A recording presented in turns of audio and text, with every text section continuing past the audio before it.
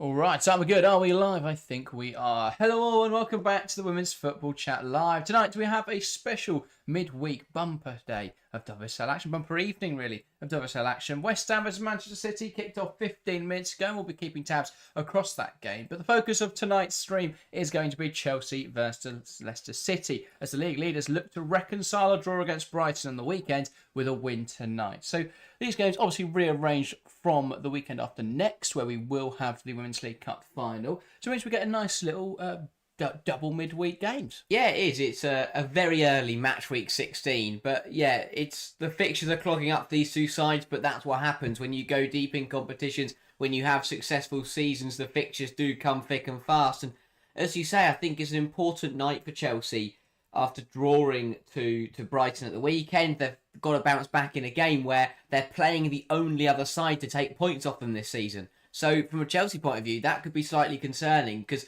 Leicester have done it before. Why won't they go and do it again? But a big night for both sides. I think a Leicester side who will want to keep the points ticking over, a Chelsea side who want to bounce back with a win. It's going to be very, very interesting. And as you say, with Man City and West Ham tonight, that's another game. Similar situation. Man City want to keep winning and keep the pressure on Man United and in that top four battle. And West Ham just want to keep the points ticking over, especially after a really good performance against Arsenal. So a big night for all four teams, but a lot to play for at the top here, as we said. Because of Sunday, Chelsea have now lost their buffer. If Chelsea slip up again, Man United could put themselves within touching distance in a week and a half's time. So there's a lot of pressure on this game. Yeah, well, it's been an even start, by the way, over at the Chigwell Construction Stadium. Almost 50-50 on possession, 46-54 in favour of Manchester City. 2 shots to 4 in favour of City as well. So City, slight advantage there. But West Ham doing a job to keep them relatively quiet in the early stages. Focusing on tonight, though, let's start by looking at the lineups then for tonight's game. Of course, this game is at Kings Meadow, so we'll start with the home side, Chelsea. It's a 4-2-3-1 or, well, something for Chelsea. Again, we're not quite sure. What we do know, though, is that Hannah Hampton will be between the sticks. In the back four, it's Bronze, Bright, Bjorn and Neve Charles. Then we know Jean-Francois will be in midfield, seemingly by herself, or it's going to look more like a midfield three, because then it's Carneries, Macario, Hermano and Aggie Beaver-Jones, and leading the line, Mayra Ramirez. So if this is like what we saw in the game against Brighton, then this is going to look more like a 3-1-4-2. A 3-1-3-2, sorry, that's too many numbers. Yeah, there's a lot of attackers on the football pitch. And that shows, I think, the statement of intent for Chelsea tonight. They are planning to overload Leicester and just try and break... The reason Leicester managed to get a point at Chelsea earlier in the season in December was because Leicester scored early and they sat back and Chelsea only managed to get through once. Von Pastor's thinking tonight is to put as many forwards on the pitch as possible to try and overwhelm that Leicester back line. So even if they sit in a really deep block and they stop Chelsea getting through, the power and the number of Chelsea attackers on the pitch will be enough to kind of just brute force their way through and end up finding the back of the net. So Von Pastor learning from the previous game against Leicester, it does leave Chelsea very open. And as we've seen in games this season, that Leicester can pack a punch on the counter-attack. And I know they haven't scored very many goals, but the actual chances they've had this season have been pretty good. And there's been many games where they probably could have scored 3 or 4 and have ended up scoring none. So Chelsea will be careful. They haven't gone too aggressive and they let Leicester into this game. Yeah, so we threw 1-4-2. I was right the first time. It just sounds mental. Because obviously then the full-back pushes up. Whether that'll be the same now with Neve Charles, we wait and see.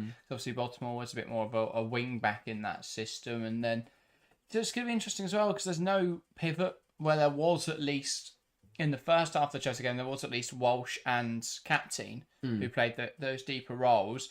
Then they took Walsh and Captain off and ended up with Jean-Francois and other players playing higher. It was a really odd end to that Brighton game as they looked just to throw numbers forward, and it feels like they're throwing numbers forward from the start. It's going to be really interesting to see how this Chelsea team looks. A lot of players benched, but yeah, it's an odd one.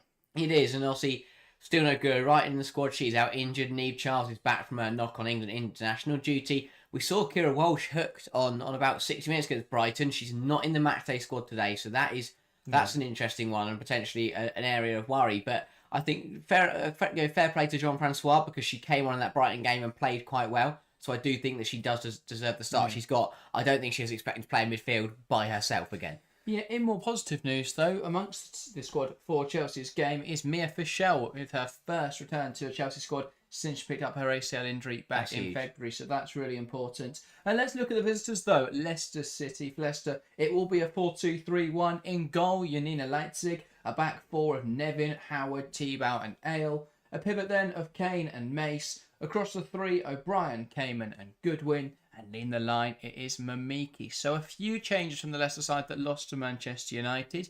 Is there any surprise, Harry? Not really, I think the main one to start after coming back from the very successful She Believes Cup with Japan. So back in the side today, and she's the type of player that I think can cause potentially some problems for Chelsea today. But overall, we know quality-wise, on paper, it's a really good Leicester side, and so parts this season it just hasn't materialised into results. It did against Chelsea at the King Power, and they will take belief from that. Leicester will try and replicate their success, a few months back. But it's a good side. Defensively, they've been superb all season. That centre-half partnership of Howard and Tebow has looked particularly strong.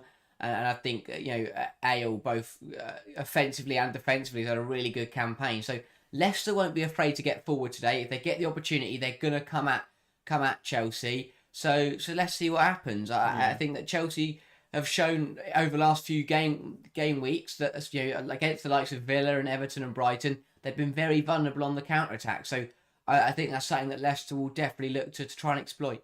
Yeah, definitely. Welcome to the stream, Lucky. Welcome to the stream, Ryzen as well. Good to see you both. FL Bay says, I think it's time to send out the search team for Guro Wrighton. Yeah, I am a little concerned about Guro. As far as I'm aware, we've still not had any transparency on the matter, so I am worried about that because we saw it before with Khadija Buchanan. She missed a few games, and then obviously it came out it was then announced she had an ACL injury. So I'm hoping that is not the case with Guro. Fearing the worst, but hoping for the best.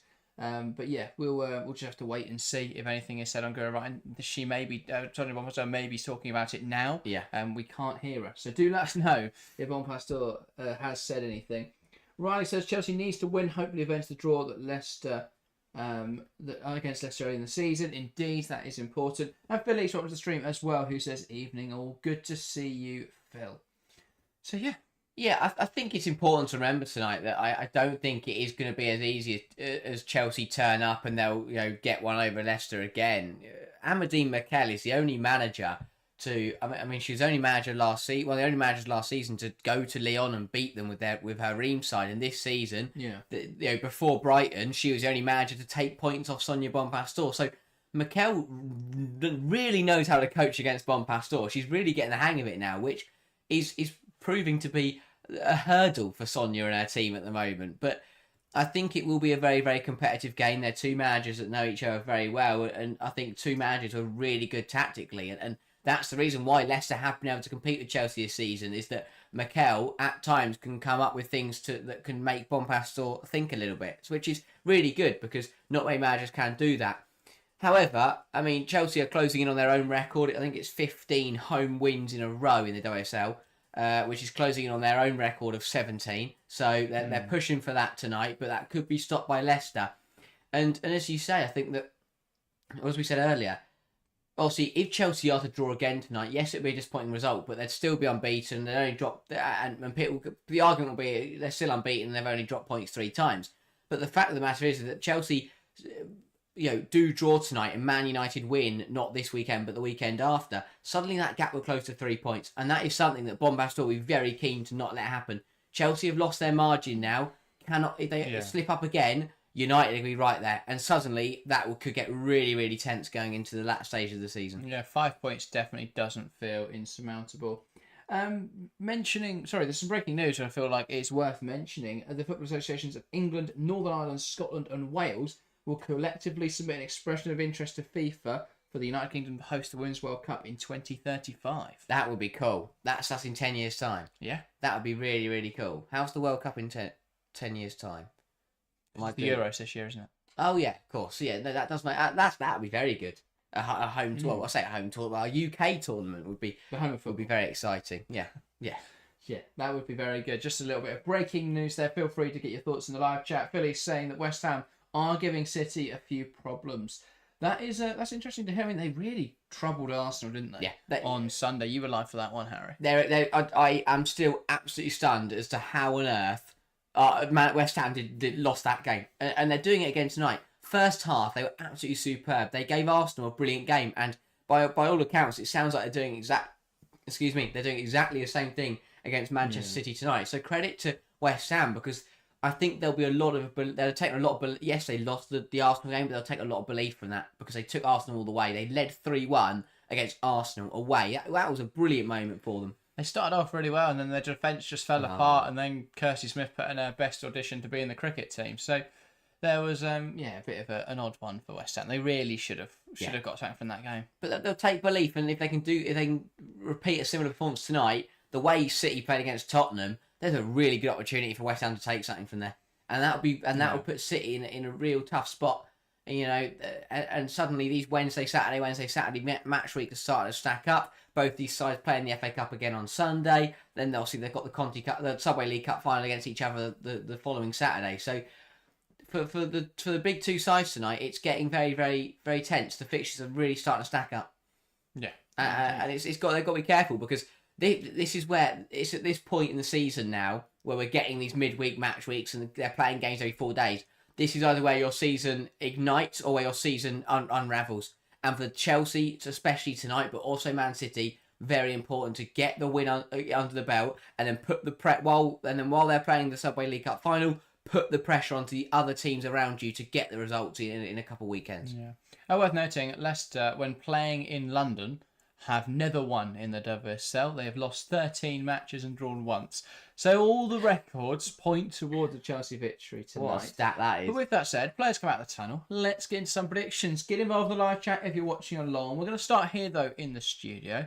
Harry, what is your prediction for tonight's game?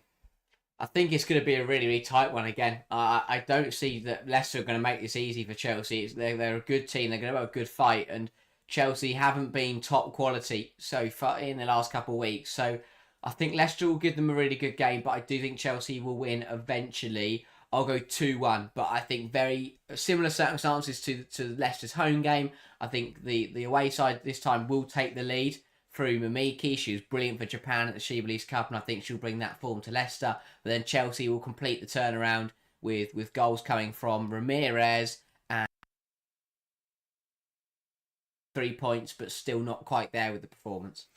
Yeah, fair enough. I am going to say, I think it's going to be a result that harks back towards the start of the season. I'm going to say Chelsea 4, Leicester 1. I think it'll be one of those where Chelsea will be out for vengeance tonight, based on what happened in the first half of the season, based on how Sunday's game went. I think Chelsea will be keen to make a statement. I think it'll be one of those where it's sort of nervy early on. Maybe Chelsea lead 2-1, but in the last 10 minutes, Chelsea put two past them, and then suddenly it looks like a much more comprehensive game than perhaps it actually was. So I think Chelsea will be keen to really make a statement with tonight's performance. I think Leicester, though, are a difficult opponent. We've seen that this season with a lot of the top sides in the division struggling to beat Leicester, and there's a reason for that. They're a really good defensive side. So I certainly don't think it's going to be as easy as the game may appear, but I think it will be a really interesting one. Yeah, this is a Leicester side who, especially recently, they obviously, I think they gave United a really, really good game, and on another day I think they could have got something from that. Weekend before that, they completely tore apart Aston Villa. They're a decent side. They've gone and got some big results this season. It's the reason why, although they do sit 10th, they're still in a decent position. And I mean, if they had the likes of Rantala and Mouchon still fit, I think they'd be right up the sharp end of the table. So it's one of those. Not right at the sharp. They'd be higher up. Then I don't think they could be like third. But I think they're a decent side. Yeah, winning it. They'll be unbeaten. They don't drop a point. They'll be better than Chelsea. But yeah, I think Leicester will give it all they've got, but I just think Chelsea will end up winning this game. Yeah, fair enough. Phil's saying that the sensible prediction is 3-0 Chelsea, but he is going for a 2-1 Leicester win. Fair enough.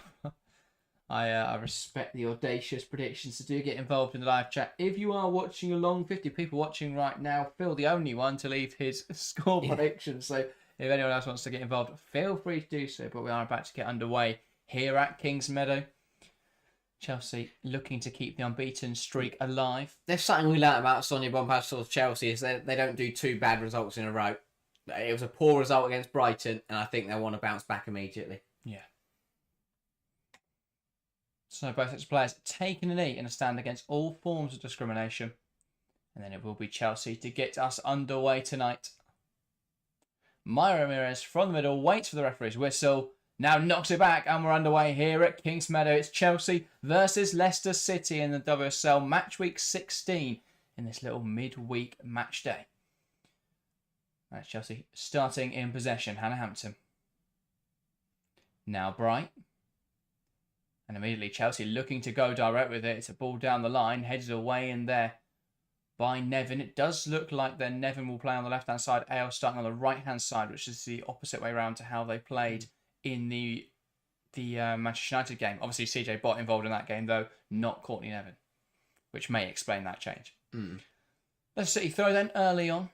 Yeah, I think it helps Chelsea tonight that the FA Cup quarter-final draw was pretty kind. Crystal Palace at home is a very nice tie. And unless Leif Smerrod's got them playing some ridiculous football, I think it should be a nice win for Chelsea. If that was someone like a Man United or a Man City or an Arsenal, I think that would definitely make Bompastor think about her team selection tonight. Well, it would make it very difficult with managing the schedule. I think it means Chelsea can play this team tonight, can play a bit more of a rotated side on Sunday, and still be confident to get through the cup. Yeah. And then bring the first teamers back in for Man City 4 times in a row. Yeah. Because that's going to be a really difficult schedule to manage for Chelsea. You'd imagine they'll want to go as close to full strength as possible for the League Cup, but they'd want to do the same for the Champions League first leg. Yeah. So it's going to be really difficult. I have to imagine the WSL game will be a rotated side, and that's why tonight is really important that Chelsea win, is because they want the flexibility to be able to rest up and rotate in that game. So, yeah, it's really important that Chelsea get the 3 points tonight after what was a really disappointing result on Sunday. Well, neither side able to keep the ball on the pitch at the moment. And Agaviva Jones tries to get it under her control. Ramirez unable to beat Howard in the air. Bronze wins it again. Flicked on in there by Kane. Bronze will go back though to Hannah Hampton, and that can just settle the game down a little bit. Yeah, Chelsea. The one thing Chelsea lacked massively in the early stages against Brighton was control. It was Brighton who were the ones on the ball and causing issues early doors. I think it was important for Chelsea tonight to get on the ball, have the possession. Ball pass from Ramirez, and Mamiki brought down in there by Kat Macario. And that's exactly what I'm saying Chelsea need to avoid. Sloppy passes and giving the ball away. Just need to get on the ball and have some possession. Myra Ramirez not quite getting that one right. No, not at all. And it will be a Leicester free kick then. A fairly deep position. I don't think they're going to be putting this one in the box, but it does give them a chance to get on the ball, which they haven't really done yet this evening. Yeah, smart one from Macario. Make the foul there rather than let Mamiki run. Stick in the box. 10-15 yards. And so it is Nevin who will put it in there. Leicester trying to make something of it. Chelsea, though, do deal with it. And now Macario finds Beaver Jones. Her touch is poor. It was fizzed at her with some venom. But now Chelsea can look to break. Hamano misplaced pass. It's sloppy from Chelsea in the early stages here. Yeah. Again, Leicester will take inspiration from what Villa did, from what Everton did, from what Brighton did, which was take the game to Chelsea, make it difficult, unsettle them, and that's what you've got to do. If you don't let Chelsea get comfortable, they don't play their best football. And that's exactly why the results in the last few weeks have been difficult, because sides have been coming to Kings Meadow or when playing against Chelsea have made things really difficult. There's lots of question marks around why Chelsea would change a lot of their structure halfway through a season. The biggest question for me is how you switch from a 2-player build-up that was working well to a double pivot build-up to a single pivot build-up that hasn't been working well. Yeah. It feels that a lot of the empirical evidence is that this change isn't working, and yet Bompastor is persisting with it. And I'm not really sure why. Because what is the upside? Yeah. It's a system that hasn't given us any more attacking threat and has opened up more defensive problems. And so I don't really see what the benefit is. It's not like we were struggling for goals before and suddenly we've changed the system and now we're a little more open defensively but a lot more threatening in attack. We've got worse in both areas of the pitch. Yeah. So it's a bit of an odd call from Bompastor. Now, if the tactic settles in and we start playing really good football, then I'll understand it. But at the moment, that's not happening. And so to change halfway through a season, play a big risk like that is an odd call for me. Yeah, I mean, I'm sure there's a reason Bomber still will want this Chelsea side to play a certain way, but as you say, it hasn't really reaped the rewards that Chelsea have been looking for. I'd love to see it explained because I personally don't see it. Here is Jean-Francois. Carnery does well to poke it through to Cat Macario. He's driving it forwards now, but Carnery's come centre as it's not really that wide option. Macario can keep going alone though. Shot is blocked. Janice Cayman getting back in there. And now a foot race between Millie Bright and Shannon O'Brien. And Bright will see that out for a throw. I'll tell you what, I think Bright's happy that was going to run off because things would have got very interesting there if that ball was staying on the pitch. Yeah. O'Brien was very interested. Well, that's the thing, even if Bright got there first, which it looked like she made just about, she's then got to shield off O'Brien and play a ball back to Hannah Hampton with the right weight on it. So, could have been a tricky one, that. Chelsea in possession, though. Hampton. Now Bright. Here's Natalie Bjorn. It's going to be a ball sent forward. Howard heads it down. Leicester look to use this ball now. Carnery putting pressure on Courtney Nevin. That ball does go back, though, to Janina Leipzig. A ball played out. It's Jean-Francois who picks it up in the middle of the park, pokes it towards Macaro, who's dragged down in there. And that is undoubtedly a foul from Ruby Mace. And that is going to be a yellow card brandished to the midfielder as well. That's a really early card, but I don't think you can have many complaints with that. Macaro's run away from her and she's dragged her down.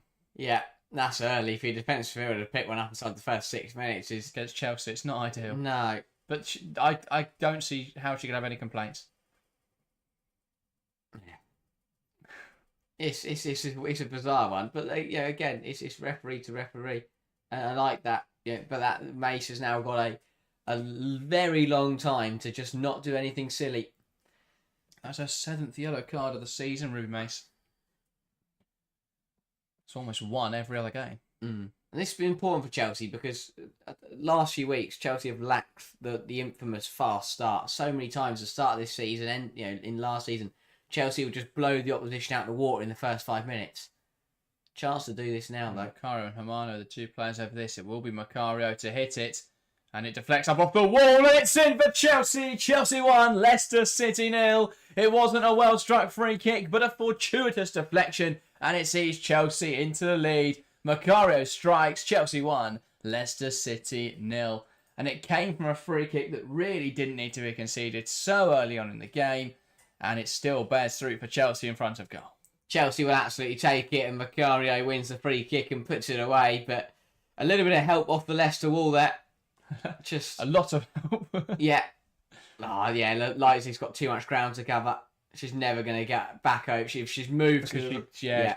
It's that little shimmy right, which makes sense. You've got to make that movement because that's where the ball is intended to go. Just comes off of Yuli Tibau there in the Leicester wall, flicks off in the other direction, and Leipzig can't get across there. So it's Chelsea who lead in this game by a goal to nil. And that's important because Chelsea have really struggled to start fast, get on top and score early. That's exactly what they've done today. And they've got to push on for it. Because that ball there escaped from the grasp of Orion Jean-Francois. Brilliant tackle, though, from Millie Bright to regain possession. Loving the reaction in chat. Halo Demo is enjoying it. PF with a little woohoo as well in chat. You love to see it. And Ryden says, Cat Max pieces are good, even when they aren't. Very true. Chelsea in possession now, and it does feel like there's a bit more zing to Chelsea's play since that goal. And then, of course, as I say that, they immediately lose possession. Here's Hampton, who's come quite far out of her goal, but that confidence in possession means she picks out Millie Bright. Yeah, Chelsea got to push on from this. We saw it again against Brighton, scored first and just didn't do anything with it and continued to be under pressure. Chelsea have got to build. But there was a different atmosphere. The first 15 minutes against Brighton, Chelsea looked the second best side. In the 7 minutes before Chelsea's goal tonight, Leicester hadn't really touched the ball. Carnery. Now Bronze. Carnery will drive inside with it. Seeing a lot of central runs from Carnery tonight, which is interesting considering that she should be holding the width from the right-hand side, in theory. Here's Neve Charles, tries to pick out Carnery, good block in there. Yeah, Mace does really well because that ball is destined to return to Carnery. Who would have probably, you'd like to think, would have got a half-decent shot away. Oh, another Macario set piece. Maybe we're going to see an Olympic out here. Just put it somewhere and it might deflect off someone and go in. Look for Yuli Tebow again. Yeah. But it will be Cat Macario to deliver this in towards the near post, flicked on by Bright, towards Ramirez at the back post, who can't adjust her body in time. And that comes off of it and out of play for a Leicester goal kick. I love that Millie Bright front post flick on. It's brilliant. You see it for Chelsea and for England. She needs to be a little flatter, though. Yeah. That's the problem. She's almost too tall to fill that role. Mm. She needs to be the one at the back post that's then tapping it in. But yeah, just a repeat of that free kick. Is it one Leipzig can do? I think because of the position, it's a really difficult one for her to do any more about. And it's remained pretty high. Like it's not deflected and end up falling sort of back down into the corner. Yeah, it ends up it's pretty much top corner. It's a really bizarre one. Nice to play the ball through. Hampton quick off her line though. She's happy to sweep a lot tonight. Hannah Hampton tries to play down this right hand side. Carnoud has to burst across to try and get involved. Leicester City in possession though. Ruben Mace. Here is Tebow. Ball punted long. Good control in there from Goodwin. Plays it into Nevin. Nevin back inside. One back though by Macario. And now Chelsea can bring it forwards. That's an overhit pass to Aggie Beaver-Jones though. Ale down the line. Cut out well by Niamh Charles. And the two sides exchanging possession now. But it is now Chelsea who want to bring this ball forward. Beaver-Jones. Shimmies inside. Give and go with Ramirez. Beaver-Jones' pass though to Macario. Isn't a good one. And now Leicester can come forwards. Goodwin. And that is one back in there by Jean-Francois. Miscommunication between her and Charles, though. And it falls to Kane. Now into O'Brien. Strong challenge from Bjorn. Falls now for a strike from range. But Janice Cayman's effort is saved well by Hannah Hampton. Yeah, Cayman in really good form. Chelsea can't allow her to do that too often.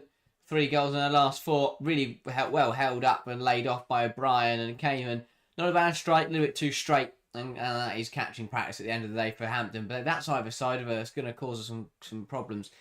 But yeah, the way both sides are to keep passing it to each other, you'd think that there's 22 players on the same team. Yeah, it's a very open game, very transitional game at the moment.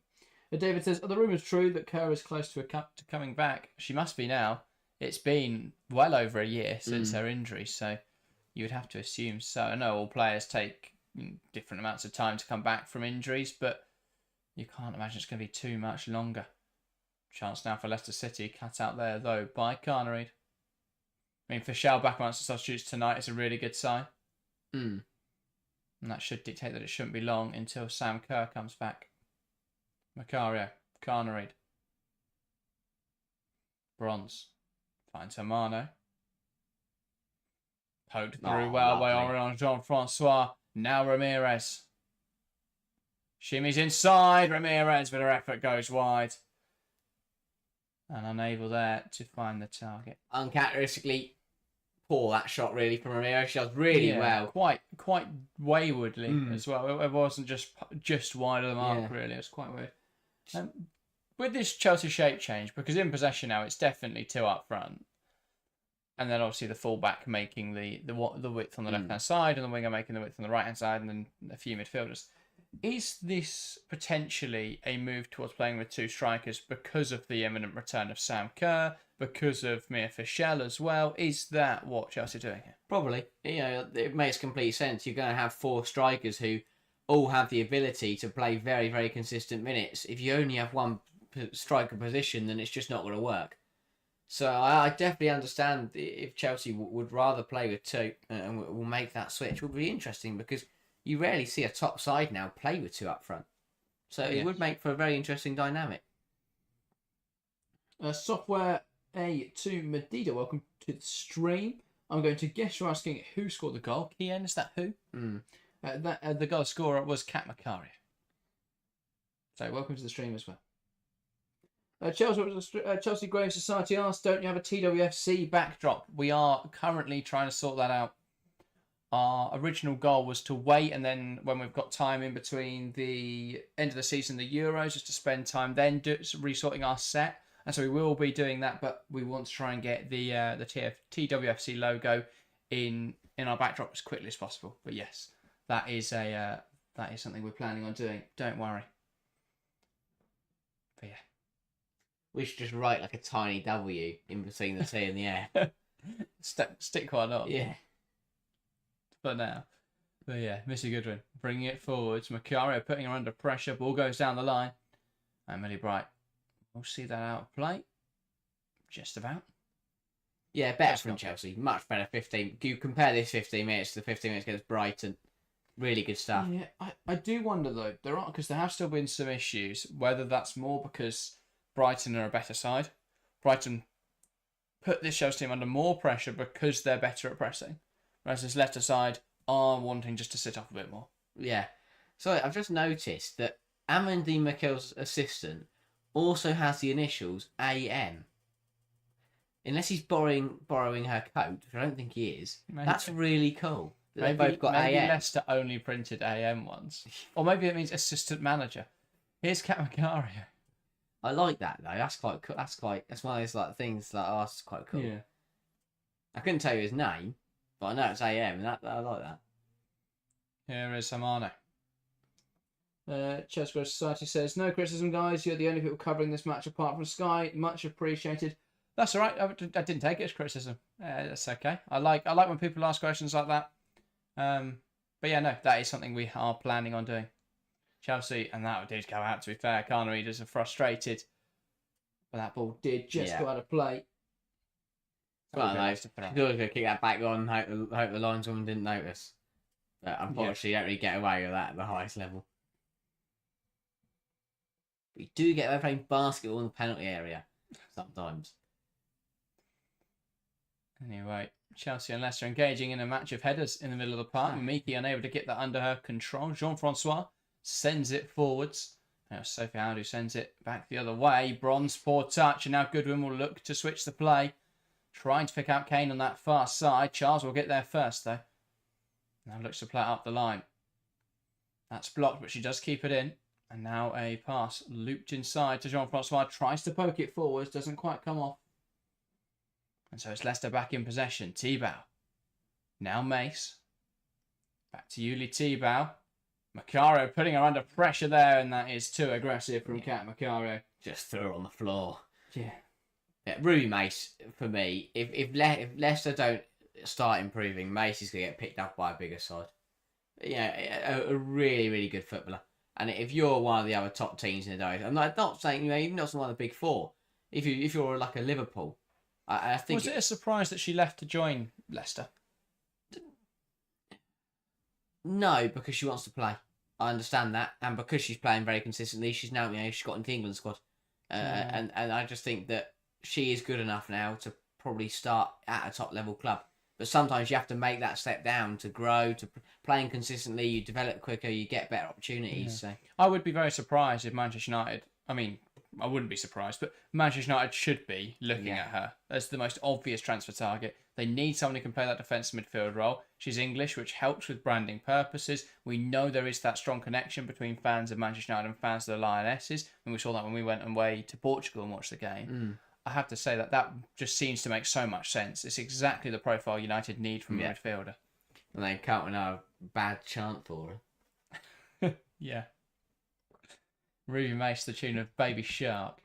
Here's Yuli Tebow. That does sound fun. Courtney Nevin. Back to Tebow.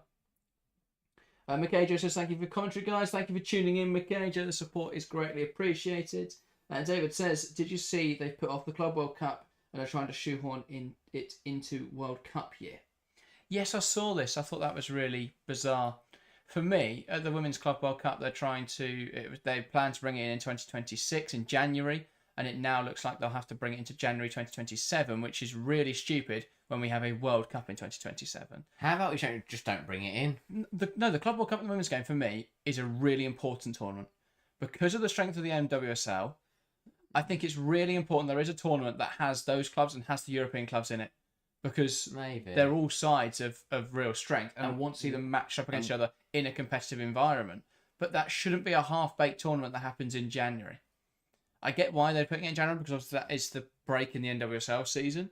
But the NWSL usually breaks for summer anyway. Also, that's going to bin off the WSL winter break, is it? No idea how they fit So it. what are they going to do with the WSL fixtures? Just quit? Just leave them for a I guess week? it'd be like when they had the Men's World Cup in the middle of the season. They'll just have to Maybe. Just sim them. have a break. Just simulate. Just like simulate. Get up to the... Yeah, roll some dice. Oh, Chelsea have scored 6. They'd have probably done that anyway. And Man City 5. Get some mental results. Okay. Just go forwards now, though. Macari. Oh, I felt like a replay. It's not. I know, it's the same situation again. Mm. That was. That was a replay. There we go. What a replay that was. Never being forced back down the line. Yeah, she just kept walking and walking with it, not doing anything with it. She did it again. I didn't feel like a replay there because there was nothing to reply. Yeah. Other than the fact that maybe that ball That's could have gone great. through to Myra Ramirez. Here's Ale. Ale, another player who I'm really impressed with in this Leicester side. Yeah. Again, another player who made the step down from a bigger club. Ball lifted forwards, and that is claimed well by Hannah Hampton. Well managed by Chelsea the first 20 minutes. It's not been easy. It's not been perfect, but it's been good. It's been better. Yeah. And I think that's exactly what they needed. Is it still 0-0 but in West Ham City? It's half time in that game. The second half we'll be back underway in about 10 minutes, I think. Really good half from West Ham and more concerning signs for Man City. I mean, they did go weak tonight. It is a pretty rotated side. Courtney Nevin gets shrugged off well there by Carnereid, and it's Carnereid in possession. And she'll look to take on the fullback. Ramirez has sort of ran herself into the way there of Carnereid, but they do make it work. Playing a triangle. Now Kat Macaro tries to poke one through to Carnereid. It's a bit of a messy one, but it is dealt with by Yuli Tebow. Bronze reacts quickest. Chelsea have possession in the final third now. Ramirez. Bronze. Tries to play it inside. Doesn't quite come off. Ball's cleared away. Good hold up in there from Shannon O'Brien. And forced all the way back to Yuli Tebow. Nevin. I mean, that was a bit of an odd one there. I don't know why Tebow's put that in the air to Nevin. Just couldn't quite get under control. Nevin forced just to head it out of play. Again, feel like it's similar things with Leicester. They're playing well, but then they just end up causing their own problems sometimes. I mean, that's really good from Chelsea. Just moving it so well. Bronze again, another good game. Yeah. Here's Beaver Jones. Hamano. Tries to pick out Macaro. Howard clears it away. Now Millie Bright. Oh, yeah, Mikajo, as Chelsea Grey Society says, it was Macaro that scored. And feel free to put some City West Ham updates in the chat. I'm very interested to see how that game's been going and why City haven't been able to score in that first 45. Chelsea Grey Society also saying crazy that there are 4 games between City and Chelsea in such a short turnover, season defining for both teams. Yeah, definitely. It's going to be interesting. I think City are now in a position where they've got to give everything for the League Cup, and so that's going to be a really interesting game. I think the WSL is very much over for them. The other thing they'll want to give a real good go at is the Champions League, but I think they know that'll be a much more difficult trophy to win. So I think the League Cup's got to be a priority for City. For Chelsea, they want to win everything. And so it does complicate matters. I think Chelsea will sacrifice that WSL game. I think they may still win it. I think sacrifice in the sense that they'll play a rotated side, but I think City will have to play a rotated side, bar Hasegawa. I just don't see a way that Chelsea win all the games. And but I don't think they'll lose one, but I think City, there will be a draw in there. I don't see a way that City will win all 4 games. Well, even I think the first leg of the Champions League being a draw wouldn't be the worst thing. No. And again, I think from a bumper store point of view, do you say we'll take a 1-1 draw at the Joey, and if it means we can rest, and then we'll go and just do the job at the Bridge? That's the debate. Yeah. Or obviously the Subway League Cup could be a draw, and then it could and then be decided on penalties. That one's a bit different because I think both sides will want... coming inside, tries to find Hermano. Can she get a shot away? No. Trying to poke it away there. Leicester unable to. Hermano keeps competing for it. Charles tries to take on Asmita El, still going Neve Charles. She took on 2. Sophie Howard proved a step too far though. And Bright playing that back to a goalkeeper. Chelsea able to take a breath after what was quite a frantic minute there of football. Yeah. Charles is trying to use brute force to try and put the ball in the back of the net. Here's Charles. Finds Ramirez, touches and great. Jean-Francois with... It's become a bit archetypal for Jean-Francois in this game. That like poked pass forwards where it's coming up to her and she's just poking it forwards with the studs. But they've not been to great effect. I mean, the first one she did won the free kick that was the goal. The other two have just gone out of play. But it's just shown a lack of control in this game. The ball is pinging up in the air. And the defensive midfielder who should be instilling calm and dictating the tempo for Chelsea tonight is a bit frantic in there. Which is weird because I think she came in on Sunday and looked really composed and played quite well. Just not used to playing as a single pivot. No. With no other midfielders on the pitch. Yeah. But yeah, Courtney Connor makes a good point saying City haven't used their best players so far. That is true. I still feel that an attacking line of Caroline, Murphy and Fowler are still strong enough. They've still got Jess Park in the side. It's certainly not... it's a weakened side, but it's certainly not a weak side. Born to the watch from Chelsea, Leicester almost creating problems of their own there. Yuli Tebow flicking it over the goal. Why would you clear it over your own goal? Why wouldn't you just clear it next to the goal? Why would you... Just... Really bizarre decision, but yeah, it's out for a corner. That was I think... It's just simply got to be better communication. Ramirez isn't that close. No. They can let that run across the face of goal and it would be fine. So just calm. Yeah. Just calm and get it out rather than doing something rash, but there's just not that communication in there. Chelsea now with a corner and a chance to double their advantage. It's Makaro over this, and Chelsea are the most prolific team from corners this season with 5 goals. West Ham with 4. I think half of those came against Arsenal. Yeah, 2 of them did. Good stuff, that. So Makaro will put the ball into the box. It's low driven, flicked on in there for Chelsea across the face of goal, but no one can react to the back post until Bronze heads it wide. It's always one of those where you look at it and just go, how no one turned that in? Someone just get a leg or a head on it and it will find the back of the net. The Phillies saying West Ham looked more likely to score. Ueki's missed a couple of decent chances. A great square asking, where's Walsh? A very good question. We also don't know. Not involved in the matchday squad today. Could just be a rest thing, considering we've got a lot of games coming up in a very short window. I mean, you'd imagine Kira Walsh, if anyone was going to play all 4 games against Manchester City, you'd imagine Walsh would be a strong contender for it. Probably Millie Bright. Yeah. But even then, it could be Germer and Bjorn. Yeah, I don't think no player will play all 4. There's no way. I'd get bored of a player playing the same position for 4 Walsh could, though. I think if you're looking for someone that will just bring control into that midfield, Walsh very much could. Again, I think we could see a lot of 45-minute appearances for a lot of players. Just keep chopping it. Every game there could be a one. I mean, probably not in the Subway Cup final. That'd be silly. Here's Charles driving inside, goes out wide to Aggie Beaver-Jones. Takes aim, and that's blocked in there. That will go out for another Chelsea corner. That's the other thing I think not a lot of people will consider is that if that League Cup final goes to extra time penalties, that adds another half an hour plus penalties. And so could the Champions League second leg. I think that both sides should agree that it gets to 90 minutes, they should do like a crossbar challenge or something, because that'd be crazy if they would just sit there and play have the extra time penalties as well.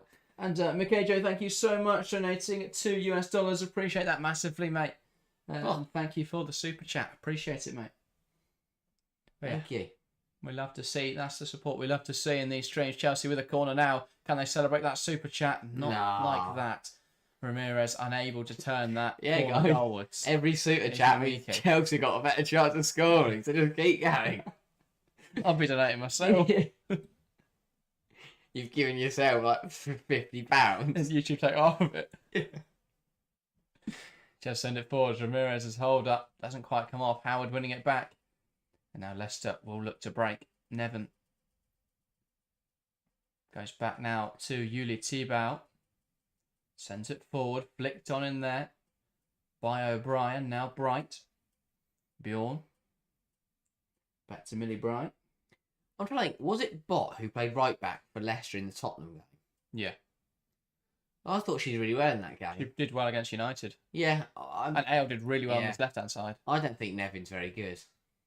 She's not a bit of a harsh statement. No, but I just every time it feels like the move breaks down when the ball gets to her. But then they did only play 3 days ago, so it's understandable why there would have to be a bit of rotation. I mean, this front line doesn't look as potent for Leicester tonight. I think Chelsea Notte did a lot of the ball progression for Leicester against Manchester United. I think having Clean Eriksdottir up there to to hold the ball up was much more effective than Shannon O'Brien. But equally, O'Brien's pressing is probably slightly better, which is where she'll be more useful, I think, tonight. We've seen that already. Has she got a nickname, the new striker? Hlyn Eriksdottir. Yeah. No. Oh, what's her first name? Hlyn.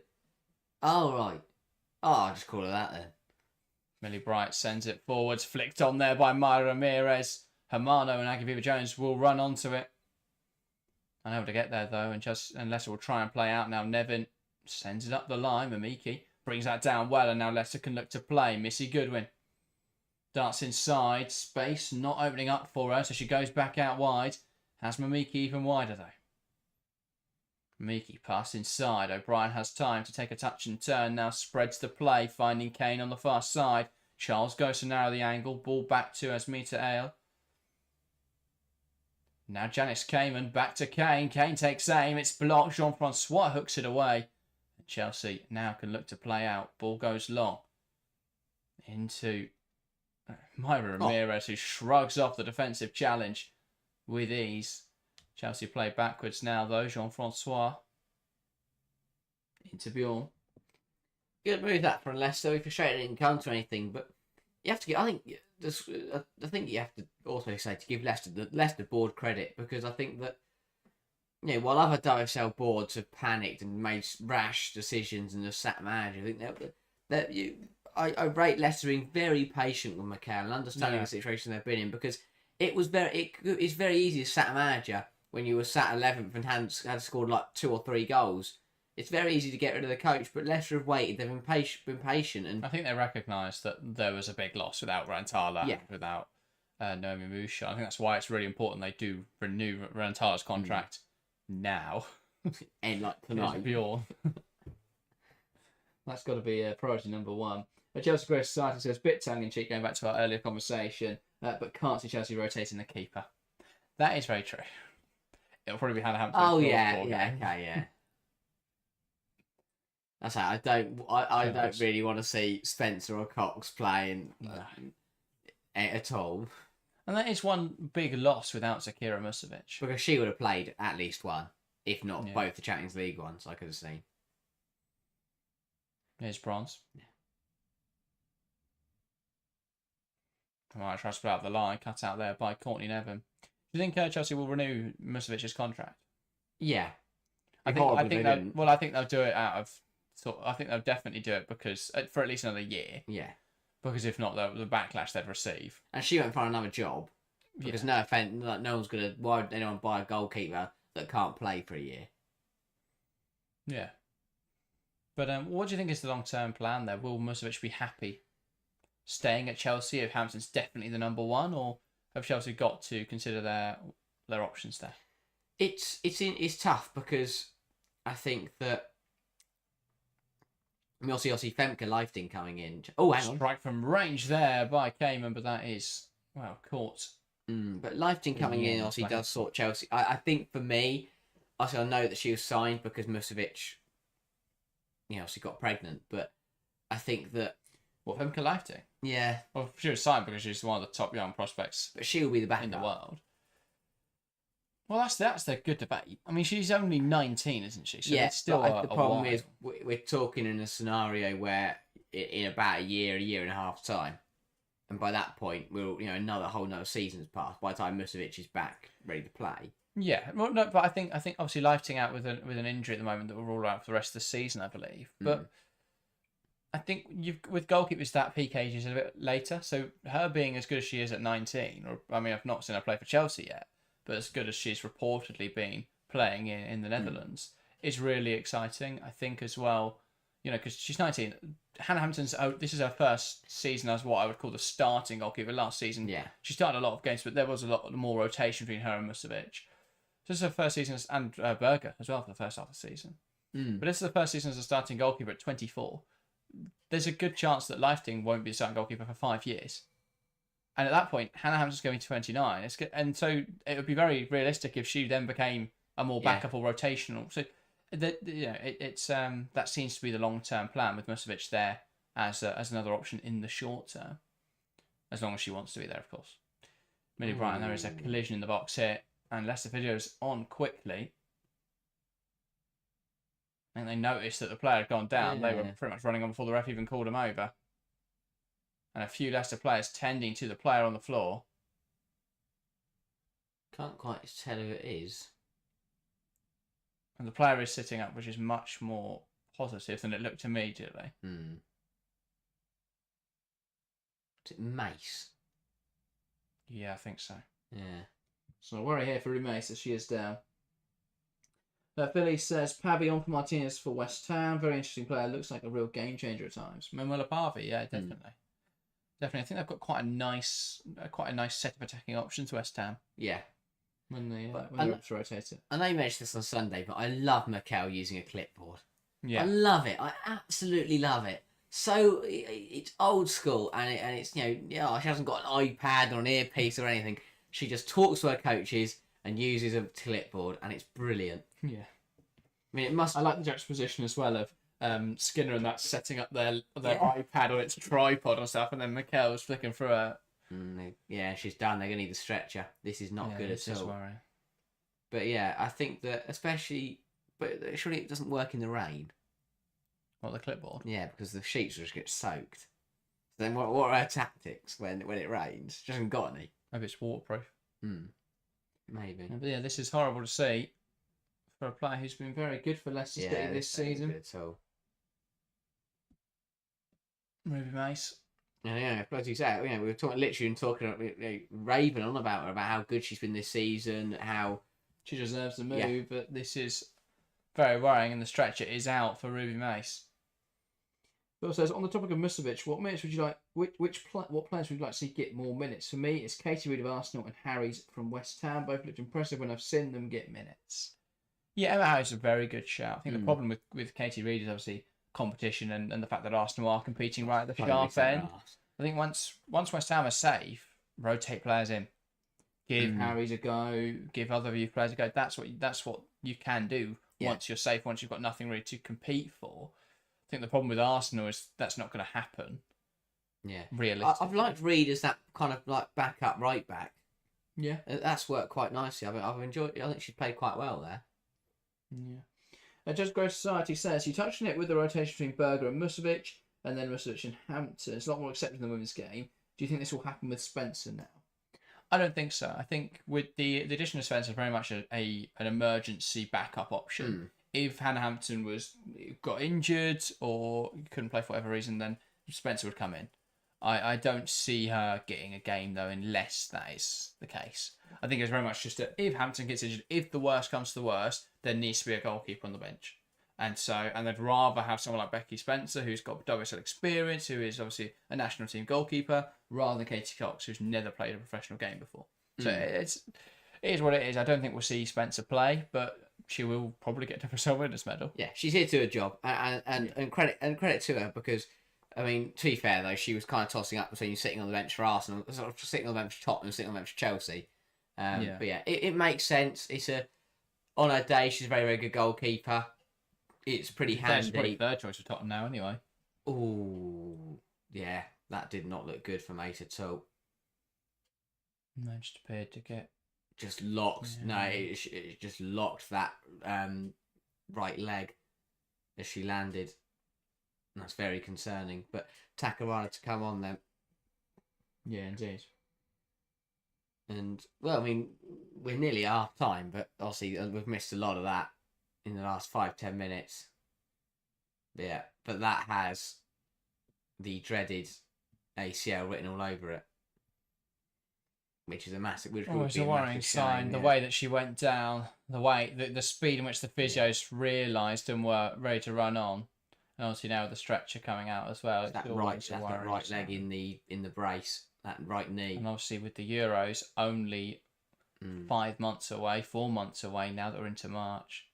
That will be a really worrying sign for Ruby Mace. Hopefully, it's not as serious as it looks.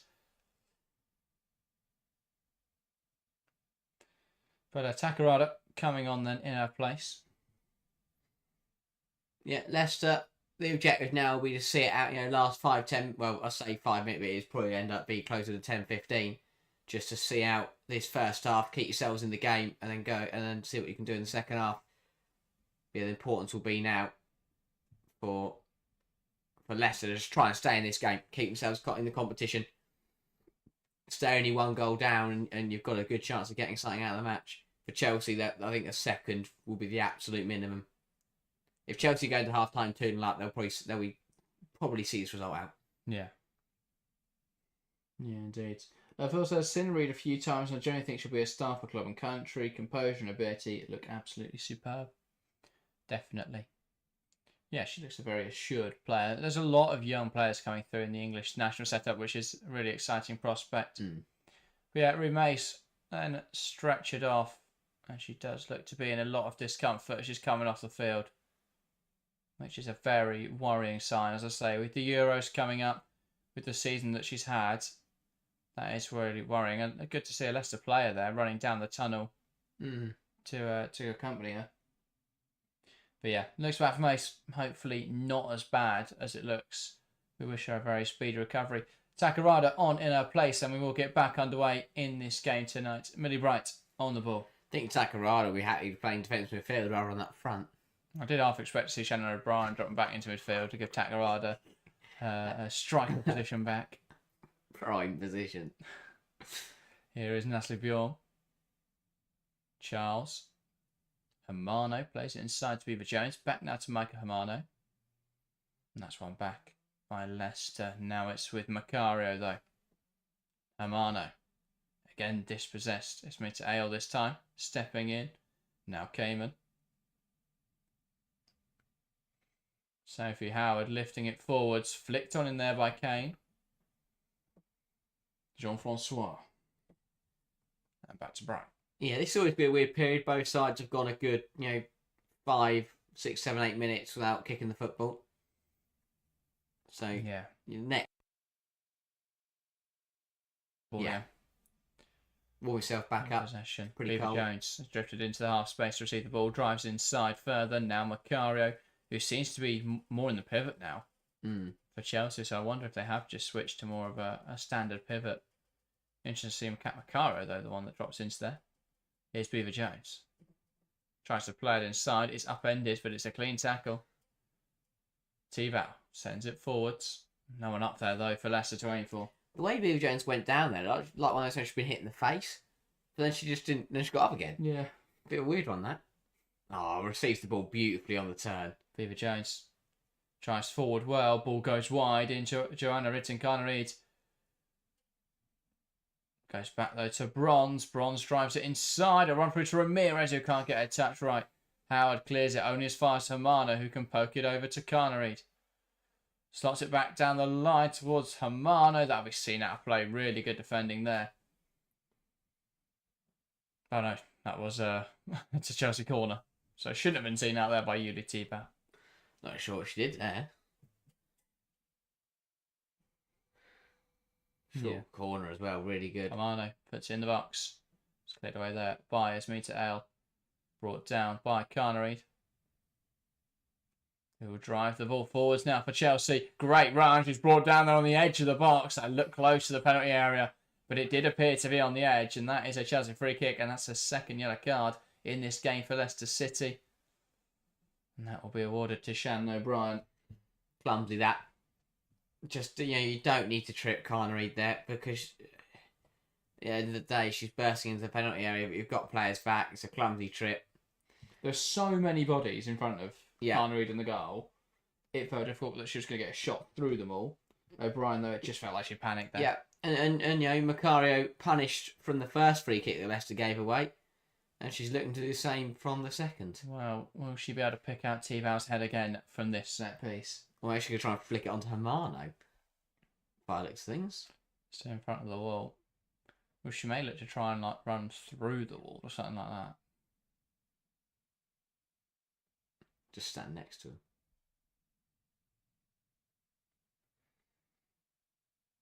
And now we'll see Macario over this one then.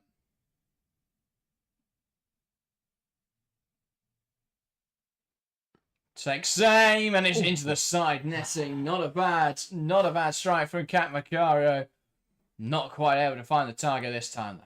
Well, if anyone else is like me, I thought I had just curled into that bottom corner. Ooh, that was not close. far away. Brushing the side netting. When the net ripples like that from a free kick, you think the players found the net. Not quite, though. Chelsea coming forwards again now, though. Carnereed breaking into the penalty area, plays it across, cut out well. Ramirez does well to get her body in front of that one. Carnereed loses possession. McCarthy tries to win it back. Hermano strikes. It's blocked.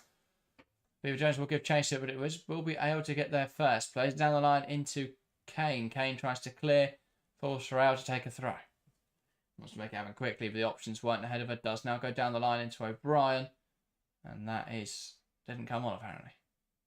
6 minutes of additional time in this half. No surprise there. A long stoppage, of course, for the injury sustained by Ruby Mace.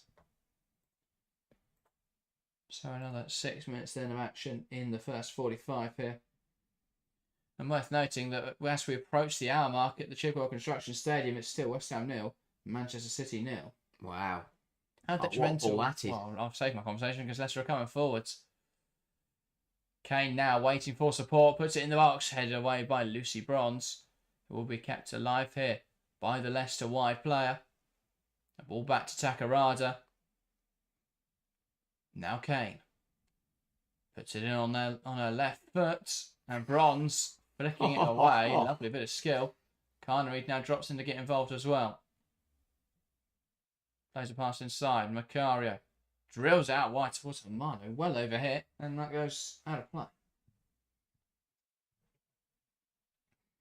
Yeah, not a bad ball. Complaints though from Bronze. Not a lot else she could have done with it in that situation. Not sure why Carnereed dropped in to come and receive it. Just didn't really give an option for either of them to pass to.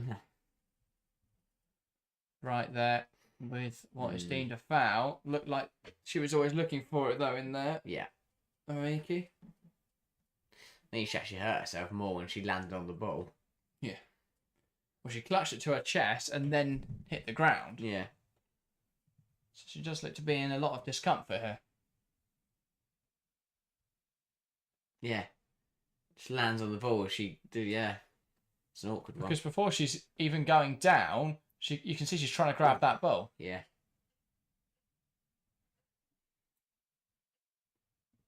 No chance for Leicester then. They're looking to end this half pretty strong. And so Nevin and Kane both over this then. What can they do with this set piece? A goal now would be a really important one. And it'll draw them level at the break. It's Kane who will take it. Lays it high and into the box. Header is blocked there. Falls for Kamen, who strikes and it goes across the face of goal. And Chelsea hearts would have been in their mouths there as that ball whistled across the face of goal. I can't believe Leicester. O'Brien. No one's got a touch in there. Goodwin, on the line. Who just doesn't react. But that easily could have been 1-1 in this game, and that will be a wake-up call to the Chelsea backline. Not a bad free kick, just puts it into a dangerous area, and Chelsea's don't deal with it. And Kamen, again, the form she's in, would expect her to find the back of the net there. Here's Natalie Bjorn. Now Charles. Ramirez. Really good hold-up play from Maya Ramirez. Now plays it wide, and Carnereed's got the pitch in front of her. Takes them about the touch. Bronze overlapping, though. She plays it to her now. Brilliant from Bronze. Back across the box. It's blocked. Back to Bronze. Flicks in there. Carnereed flicks on. Blocked away again. Howard clears. Wow. Out for a corner. Carnereed just couldn't get that under her control in there. And then she was waiting for the overlap of Bronze, and then I think in the end she actually should have gone alone. The player so low on confidence right now. But the gap here opened up, just burst in there. But does well. Bronze does a really good step over, tries to cut it back. So if we have, the only player doing any defending in here for Leicester. Yeah. 3 good pieces of defensive work, and she dealt with the ball. Chelsea do have a corner now. It's played short. Macario to Hermano, back to Macario. Plays it into Bronze, back to Macario, back to Bronze. Lovely link up. The space doesn't quite open itself out. And Bronze competing for it in there, and that's how to play. Bronze, though, is down here, clutching her ankle. And she does seem to be in some discomfort. And Kane will just go and check on the England-Chelsea fullback. Yeah. Who is now back to her feet and walking gingerly. Yeah, she did put in quite the big tackle. Yeah. I think she injured herself a little bit there. Oh, flying in Okay, like so that. is it the aftermath Yeah. there that she just gets Just the a contact. knock Yeah. to her ankle as Kane's coming back down to earth? Hermano. Well, she jumped to almost avoid Lucy Bronze. Bronze then kicks it into her, and then as Kane's coming back down, she falls onto Bronze. So Bronze did go flying in. That's Mita Ale. Plays it down the line. Something for Kane to give chase to. Puts it into the box. Sprite puts it towards her own goal. Wow. But it's wide. And out for a Leicester corner. Heart and mouth moment, I think, for Millie Bright. Poor pass from Bjorn, and she just doesn't get tight enough here with Kane. Kane realises she has to put the ball in quickly. She does well too. It comes off Bright's knee, which I'm not sure is what she intended to do. She gets away with that one. Yeah, had Hampton worried, I think, for a minute there. But again, Leicester will be the ones to end this half then. With the corner. Yeah. Not a bad... Really?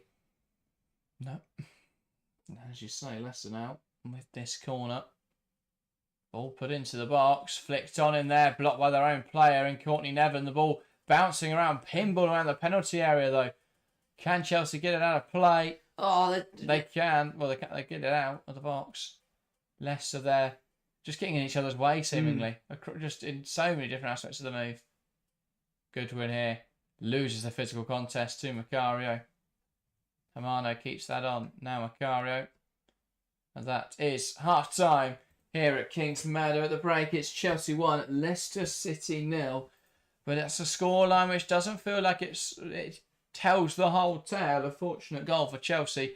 The first half had a lot of action at both ends. Yeah, I think both sides. We were pretty pleased with that first half. Chelsea leading and played some good stuff, but Leicester certainly competed. And they've given Chelsea a really good game here. And if they bring that kind of level again in the second half, we're in for one hell of a game. But yeah, really good half from both sides. Credit to them, played some really good football in there. And Leicester, once again, they look really up for this game. They've played well in the last few weeks. They know they can get a result against Chelsea if they want to. So, unsurprisingly, they're really up for this. And for Chelsea, well, it's better. It's definitely improvement on what we've seen in the last couple of weeks, but still not quite there yet. No, I think there are still some huge structural issues with this tactic. Again, if you've been watching along throughout this first half, then do get your thoughts in the live chat, and we'll talk through all of them. But it felt like a first half where Chelsea still don't look to understand the new system totally. I still think there's too many gaps. I think the out of possession shape, there isn't really one. It's looking a bit Man City now, where it's just Hasegawa against the world. This is, Jean-Francois isolated in there. And that is why I don't know why we've taken that route. The double pivot was working very effectively, and it's not like we were struggling to take the ball forwards. And so to change all of that is a really bizarre one for me. Yeah, it's not like Chelsea don't have options. You've got Vika Captain and Shoka Nuskin, who are both just sat on the bench watching along tonight. So there's three defensive midfielders, and at the moment Chelsea are only opting to use one. Ryan says at least it's a back four. Well, to be fair, it's not really. In possession, Charles gets forward, and it's a 3-1-4-2, which is an incredibly aggressive in possession system, and it means that when the ball turns over, Chelsea have been exposed tonight, which is also a concern when it's Millie Bright in the centre of that back three, because she will get caught out. Yeah, as we've seen tonight, she's been very close to being caught out by Shannon O'Brien, who's hardly one of the fastest strikers in the league. So that will be I think a concern for Chelsea. And I just don't understand this system change. It worked all right when we were playing in possession 3-2-4-1. I think that was quite an effective shape. And I don't really understand this change, because it adds one more player in the front line, which only really, I guess, works. I guess the reason is they want to have Kerr and Ramirez to coexist. Yeah. But I think cross that bridge when you get to it. Yeah, it's one of those where I think Sonia wants to be ready for when the likes of Kerr and Fischel are getting back now. She wants this Chelsea side to be prepared to be ready to play with two strikers. And Potentially it'll work once you've actually got Sam Kerr back and it is her Ramirez up there. Maybe they'll have more fortune, but it's certainly, as you say, it's causing Chelsea more problems than it's solving. So it's going to be an interesting one to see how that develops, because if Chelsea do keep persisting with this, I think there's going to be a few difficult games to come. Yeah. Definitely. Chelsea Grace says, well done, guys. Interesting watch along for my first time. This sticky 1-0 lead with a lucky goal. Seen it a few times recently. It does feel like the archetypal Chelsea performance. Thank you for joining us this evening, Chelsea Grace Society. Welcome to the community. And of course, if you are new, make sure to hit that subscribe button if you haven't already. But yeah, no, it's definitely one of those where it's been quite cagey to start. I don't think Chelsea looking entirely settled, and similarly to the Brighton game, it's a game where Chelsea haven't really been able to control the ball. It feels like every pass forward is a nervy one. It's one that almost doesn't come off. And a lot of the time, those passes aren't coming off. And I find the shape change, for me, really strange, because it's just clearly not working. Yeah. And I get that they want to use two strikers, and I get that's what they're aiming for, but it's not working. Yeah, it is a weird one, as you say, but it really depends how you look at it, because again, there's two games that really shot the Everton one. Was the Everton one where Chelsea held a 1-0 lead at half time, and it was just a bit, or it was 2-0, and it was a bit like, well, Chelsea are winning, but it could get difficult in the second half. But if you think back to the Crystal Palace game, it's the second game of the season, Chelsea were only 1-0 up at half time. Crystal Palace have played a brilliant half, and we're sat here going, Palace have had a brilliant half. Chelsea are playing well. How's this going to end? And Chelsea ended up scoring 6 goals in that second half. I know it was 2-0 at half time, or maybe Chelsea scored 5 or something like that. It was a close game. Then Chelsea opened it up. If this game was say in the start of the season, I think we'd all be sat here going, Chelsea will up that Chelsea will probably up it and end up running away with it and could win this game 3 or 4-0. But as you say, based on recent weeks, this does not look comfortable.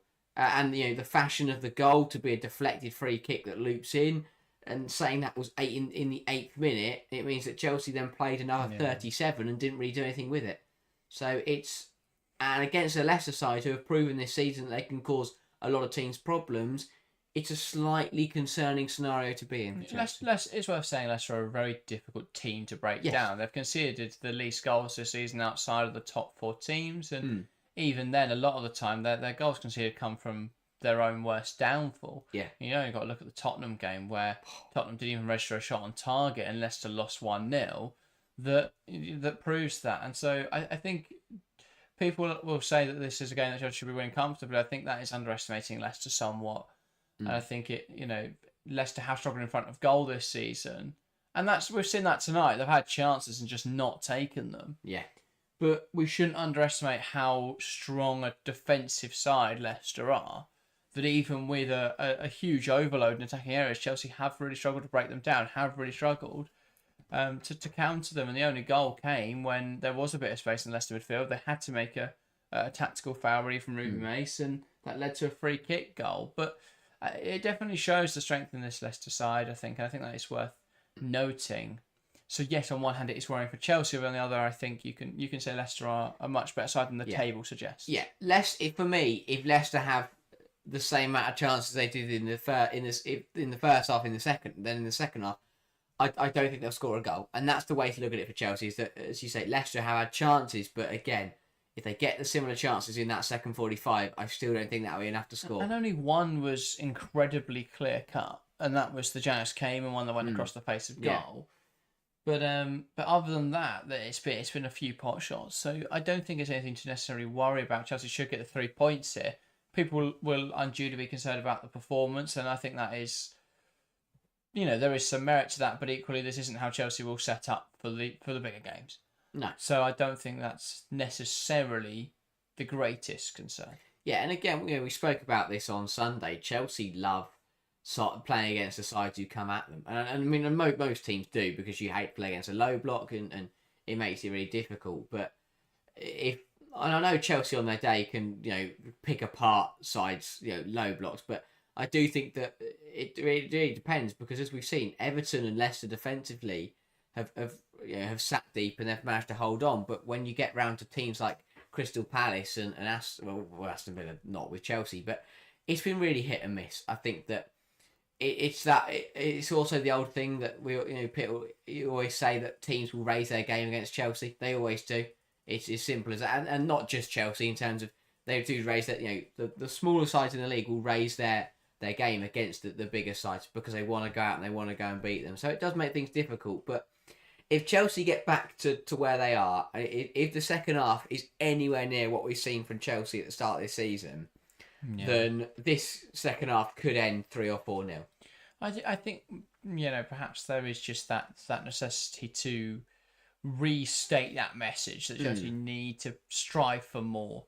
I think Montpellier will be keen to do that. Though. I think she'll be keen to reinstill that ruthlessness Chelsea had in the opening few weeks of the season that we've not really seen in the more recent matches.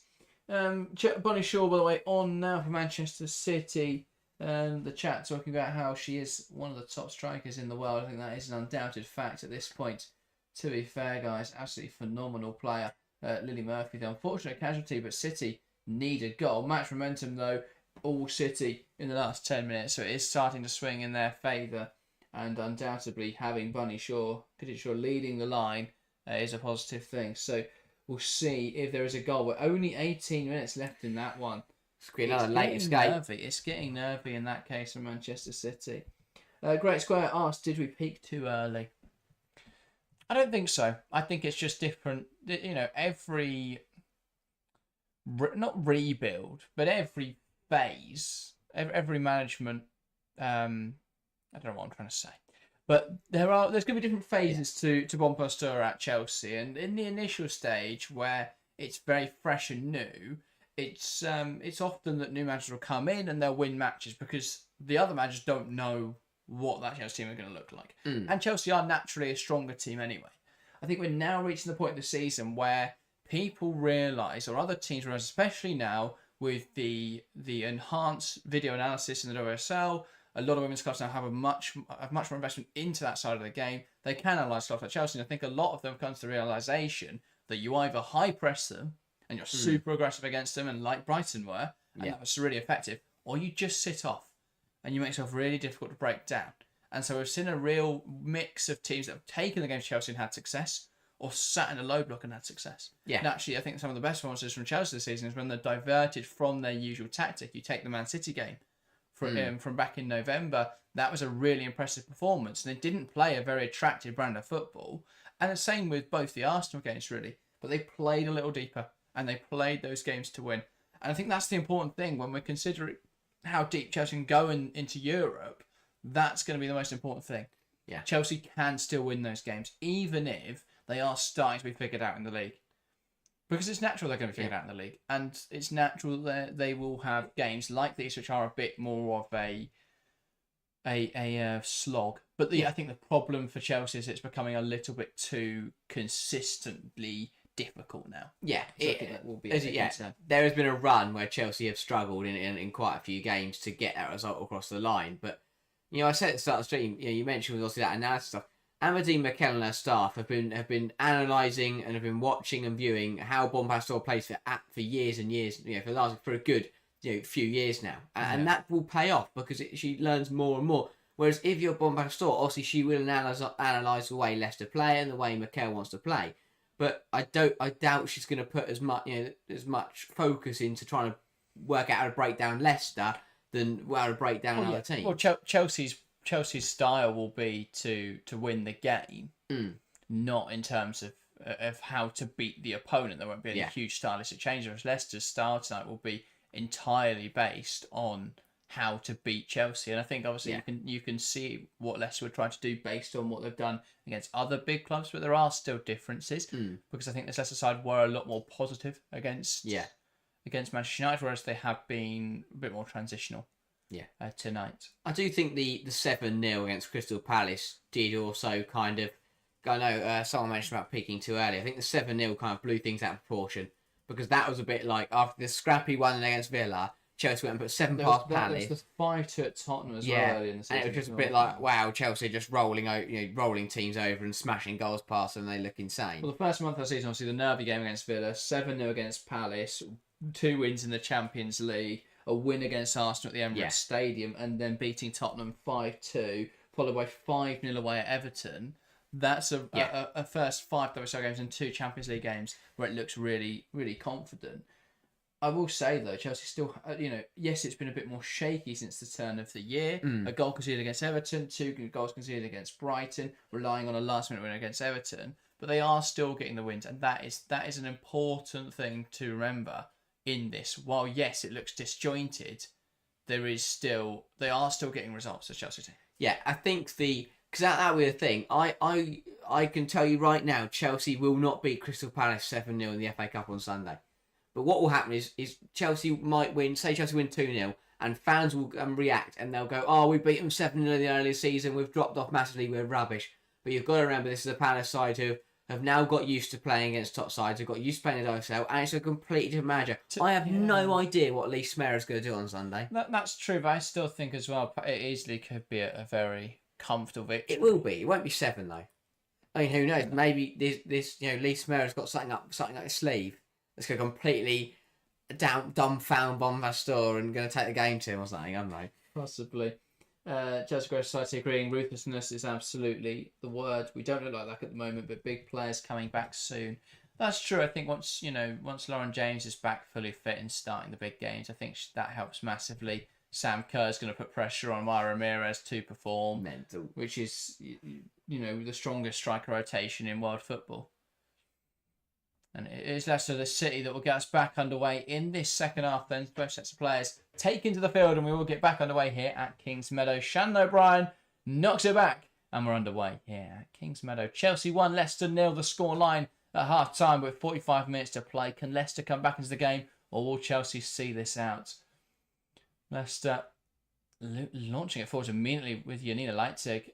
O'Brien to Ale. Nice stuff from O'Brien. Good hold up, and now Ale can carry it forwards. Beaver Jones putting in the hard yards to try and get back in here.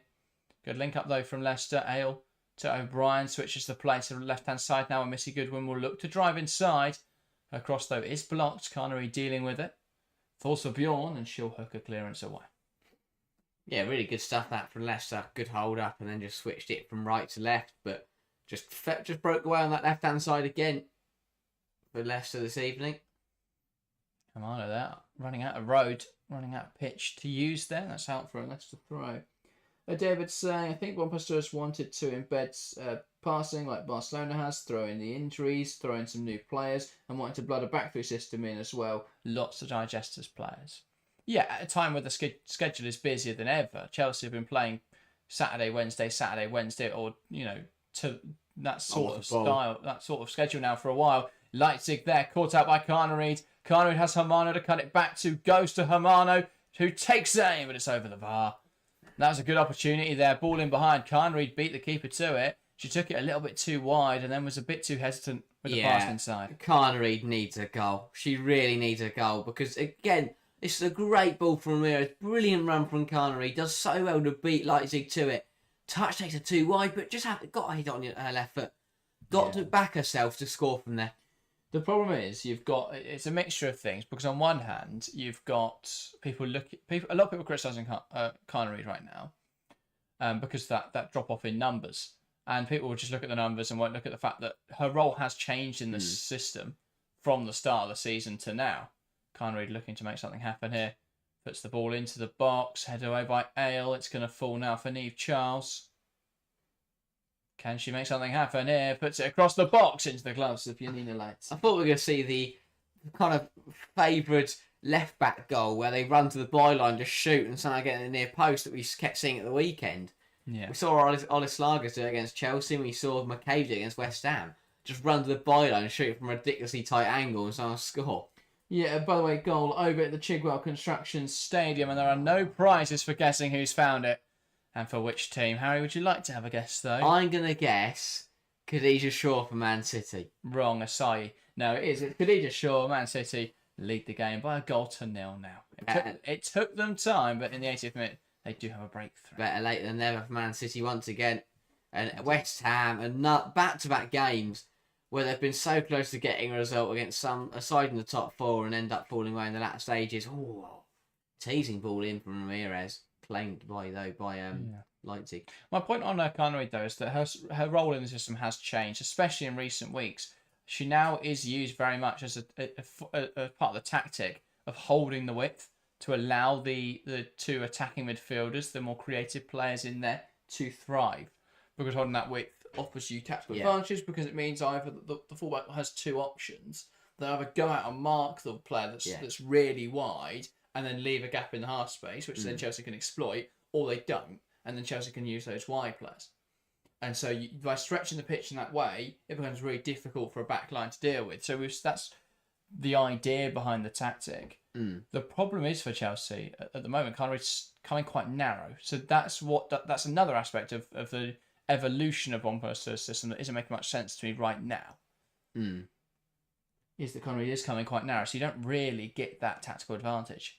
Instead, you have fullbacks that can't overlap because it's a 3-back in possession, and no width on the right hand side. Hermane. The thing is that for me, I understand why they're doing this with the idea of the two strikers coming in, but I think you're not going to play this system against Barcelona or Man City or any of the big European clubs or any of the big WSL clubs. So this is only for beating teams in the WSL in a more convincing fashion, which then doesn't make any sense because you can play a 4-2-3-1, a fairly basic shape, like Chelsea were at the start of the season, and rely on the fact that you'll have tactical advantage because you'll have overload across the pitch anyway if your fullbacks get forward, and rely on the fact that you've got stronger players that will create things.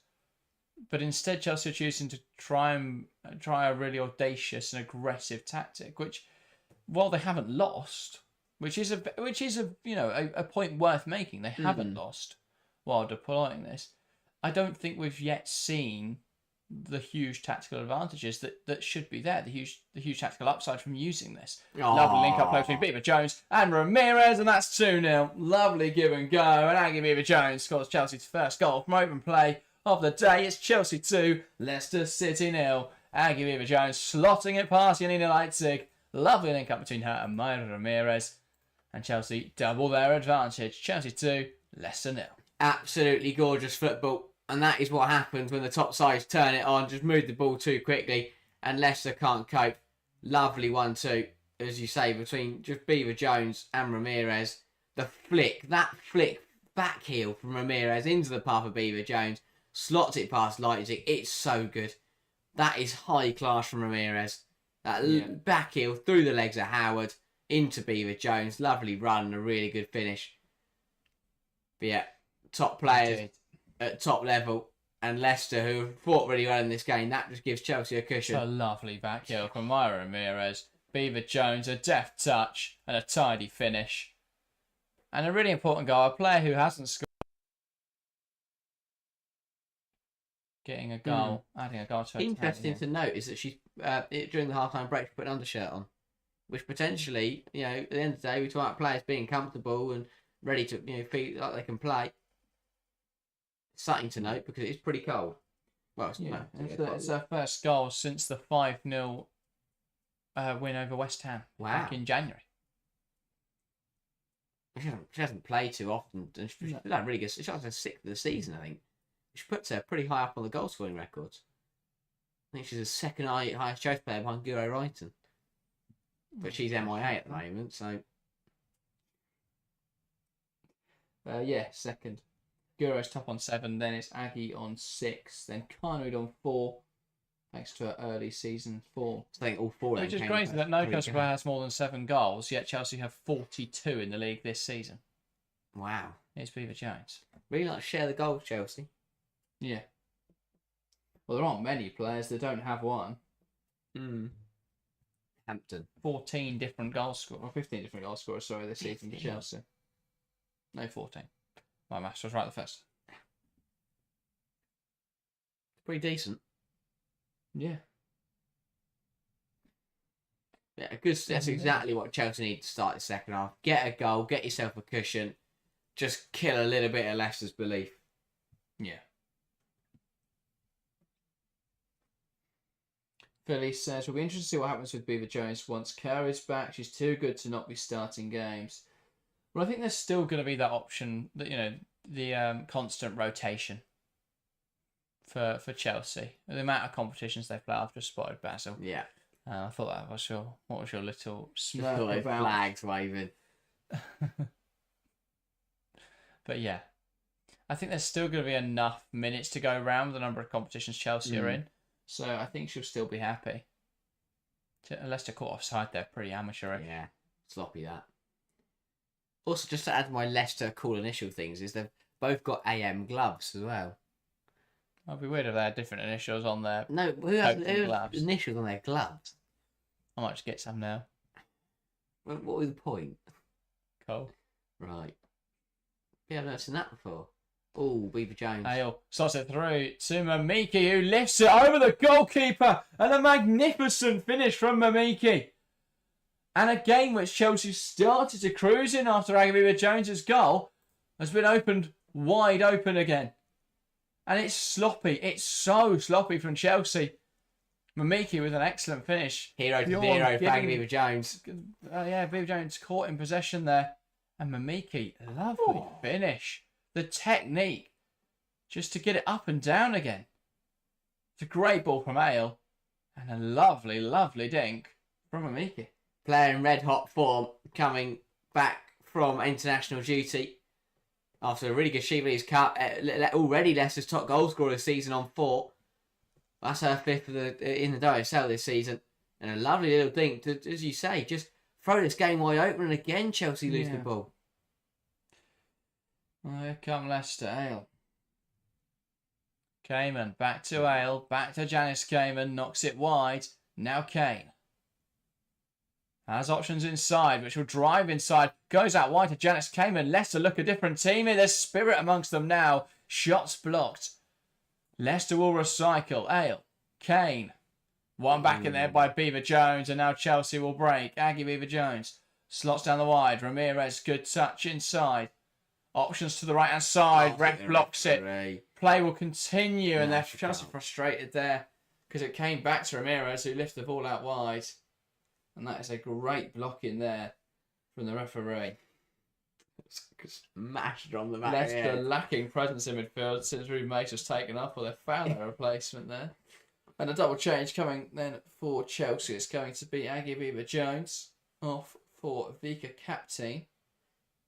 Not Aggie Beaver Jones off, just come back. It's Myra Ramirez. Let's get Macaro off. There we go. Vika Captain dyed the hair as well. Yeah, it has been like that it's like that in the Brighton game. Oh, I just didn't notice. I think that's been since the turn of the year. Oh, never mind. Natalie Bjornoff and Ashley Lawrence on as well. Okay, what's happening here then? So Lawrence to a wide position. So who's playing centre half? Bronze. Yes. That's interesting. So a bit more of a standard 4-2-3-1 now. Chelsea have gone back to the system that was working for them throughout the start of the season. I didn't think I'd ever seen Bronze playing centre back is going to continue because we've not seen enough of that. I like that. I don't know if I like that actually. Well, she's been playing as a wide centre back pretty much when we've been using this back three, situational back three, more recently in possession structure. But being a part of a centre half partnership. Yeah. True. Finish with some knowledge saying Almery Messaway is his name. Just Googled it. Oh, my knowledge doesn't stretch that far. Doesn't have the knowledge. Faux knowledge. But we do now know. Oh, the Leicester assistant. Almery Messaway and I think it's so cool. Maybe that's part of their recruitment process. They've all got to have the AM initials. Ooh, Kane. Not bad. Didn't catch that too badly, to be fair. Yeah. She's now looking at hiring Alexis McAllister. Yeah. No, because he'd ruin it. Why? Because he'd be AMC, wouldn't he? Little C. No. Does she allow it? No, because he's not. I'm actually no, because he's not like Muck something, is he? It's not two different words. It's not like, Van der Vaart. Yeah. I don't know how that's side call in there on Ramirez. And there's a goal at the Chigwell Construction Stadium, and it hasn't gone to Manchester City. It's gone to West Ham United. West Ham won. Man City won. 91st minute equaliser from Manuela Parvi. Wow. Wow. Wow. That is pretty much reaction in the live chat. Michaela just put West Ham. Phillips put 1-1 Pavi in the 90th minute. David Fraser says, love it.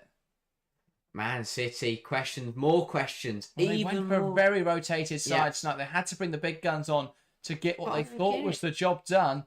After But then they fall why back would you apart. risk rotating after playing so poorly against Tottenham? But also, after watching what West Ham did to Arsenal, Yeah. would you not There see was- that as a cautionary tale? There was so much evidence tonight for Gareth Taylor to name a strong team. I guess the problem is they've got FA Cup this weekend Villa. with Aston Villa. I'll tell And you they've got what, Chelsea in the League Cup the weekend after that. That's the problem with rotation in this part of the season. Arroyo will be fancy in that game. And it's why I back Manchester United this season very strong to finish in the Champions League. Yeah. It's because they don't have Well, that European football. that puts City in massive trouble because if Arsenal, Man United win in 2 weekends' time, City will be 5 points off Europe. Or no, it's draw, Yeah. so it'll be 4 points off Europe. That would be really costly. Yeah, they'll be a point behind Arsenal, and Arsenal and United would both have a game in hand. That would be really costly. And City still have to play Chelsea. Obviously, Arsenal don't. Yeah. And while they could definitely get something from that Chelsea game, given the nature of it, it's not a situation you want to be in where they're relying on having to get something from Chelsea. Leicester keep coming forwards here. This game is far from over. Here's Ale. That is very true. Millie Bright steps in and intercepts. Ramirez holds it up well. Now Hermano lifts it back in behind for Maya Ramirez, bearing in on goal. A touch that takes the ball in front of her. Now she'll hold it up. Looks to fashion a way to goal. Blocked by Sophie Howard. Now Jean-Francois Hermano. Captain. Give and go between her and Carno. It doesn't quite come off and will now be cleared away by Matthew Goodwin. That was a really good recovery from Leicester. Ramirez bursting around goal. You thought that she was destined to at least get a shot off. Yeah. But really well defended. And if City now in a really tough position to get Champions League football, that just puts more impetus on them winning the Champions League. Yeah. Or trying to, because that is, at this rate, the only way they're going to get European Or football. at least a trophy. Even I mean, I know it would mean European football, but to consolidate it. To go, here you go, you can cry into your League Cup. But do they risk losing players if they don't have Champions League? I mean, Leo Alexandra I already think- looks to be off. I think they risk losing players, and I think they should be without a manager. At the end of the day, if Gareth, especially now that they're in a final, if they don't get top 3 and they don't win a trophy, I think he should go. It's been too long. Too many Yeah. years. I mean, any team with Khadija Shaw and then can't win trophies, that's a huge question mark. I think without throwing loads of money at it or getting a new manager, they won't come closer than they did last year. I mean, it's impossible to get any closer. You physically can't. But that's the problem. Here's Vika Captain coming forwards for Chelsea. Could get a shot away, Captain, and that's blocked. Ramirez straight into the gloves of Janina Leipzig. I mean, Howard, I think, gets away at really poor body position in this. It was always... Yeah. She just didn't really cover the goal with Captain running at her. She kind of invites Captain to shoot.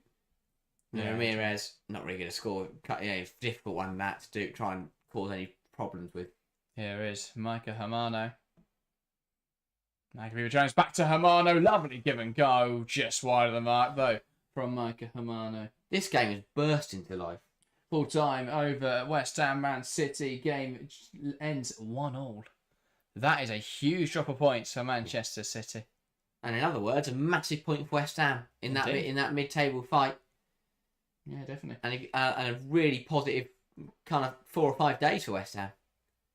You know, They're really unlucky not to get something from Arsenal. They threw out an Arsenal and unfortunately threw it away. But to come from behind against Manchester City, that's a cracking result. And Leicester have not scored a goal after the 61st minute in the WSL this season, which I think will be of some relief to Chelsea fans. Chelsea with the most goals scored after the 61st minute with 20, which makes up almost half of their total tally for the season of 42. Ramirez goes back to Charles. Charles into Beaver Jones. He looks to bring it forward to Miki with a stabbing tackle to win it back, though.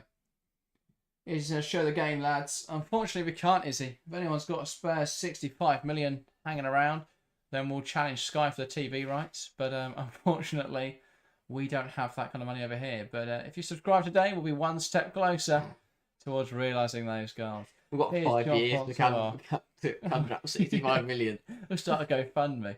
Here's Ashley Lawrence. Ball out wide to Carnery. Now her touch escapes her. She doesn't mean that's so accidental. Yeah. Doesn't mean to kick the ball there. She just wants to run with it, and ends up just her left foot gets in front of her right, and just scoos it off. But Chelsea are probing once again to try and rebuild their cushion. Been a little bit more quiet from Leicester. Charles unable to bring that ball forwards. I also can't wait to watch Chelsea play a side that don't play in blue. Because it was Everton back to back, then it was Brighton, and now it's Everton. This weekend's Palace. Then Man City 4 times in a row, so I don't know what you're waiting for. Oh dear. Palace are blue and red. Do you know what kit did Crystal Palace floated? I didn't know, but for the graphics it'll probably be blue and white. Because blue and red looks abhorrent. Were they home or away? I don't know. They might wear yellow. Chelsea, that depends. Or Chelsea away, then that'll be the pink kit, I imagine. No, Palace are away, so Palace might wear their yellow. Yeah. Or they're white. It'd be weird if they wore the... Did they still have a light blue away kit? It's white with light blue trim. Yeah, I can't imagine they could wear that, but probably the yellow. Yeah, I like the yellow. Yeah. Halo Demo says, do you think Chelsea could beat Barcelona? Absolutely. We should have beaten them last year. That was a fantastically coached performance over 2 legs against Barcelona. And I think I still believe in the second leg, if Ramirez was fit, we'd have won that game. Or if Elena Demetrescu hadn't been in the pocket of Barcelona. But yeah, so I think there's no reason why we couldn't do it this season, especially since I'd argue Chelsea are probably stronger at the moment than they were last season, and Barcelona are probably weaker. Only slightly in both directions, but I think Pere Romeu coming in, Jonathan Grader's leaving, definitely has been a slight downgrade for Barcelona, and I think Chelsea have seen a slight uptick in performance since Bon Pasteur's come in. It'll be interesting to see how that game would play out if it is to materialise, which we are expecting it to.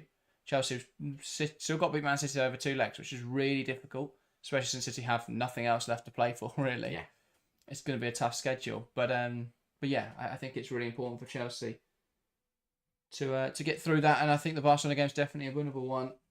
Talina asks, are you guys Chelsea fans? Yes, we are. We do try and be neutral on all these broadcasts. Obviously, if Chelsea are playing and they score, we are going to be happy.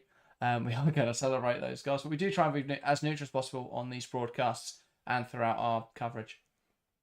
Lass tries to pick out Janice Gaiman. Can't quite. Chelsea in possession now. Here's Vika Captain. Oh, really good for Nevin. Just pickpockets her.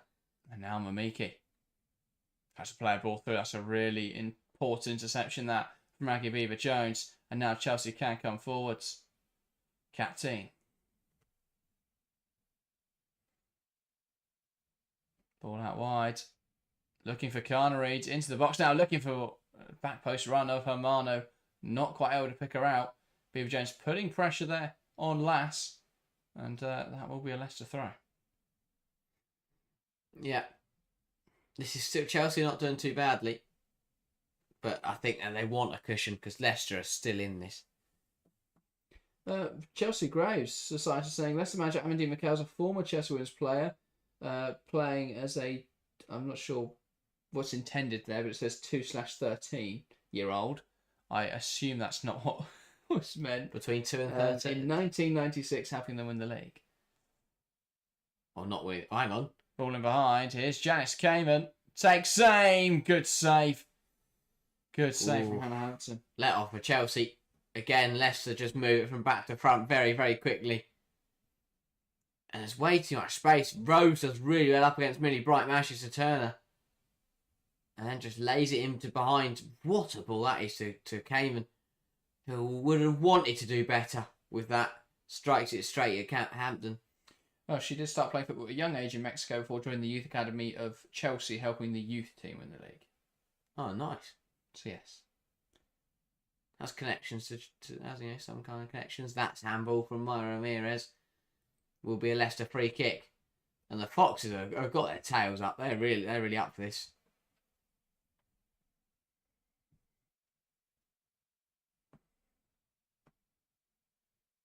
Leicester in possession, then Howard.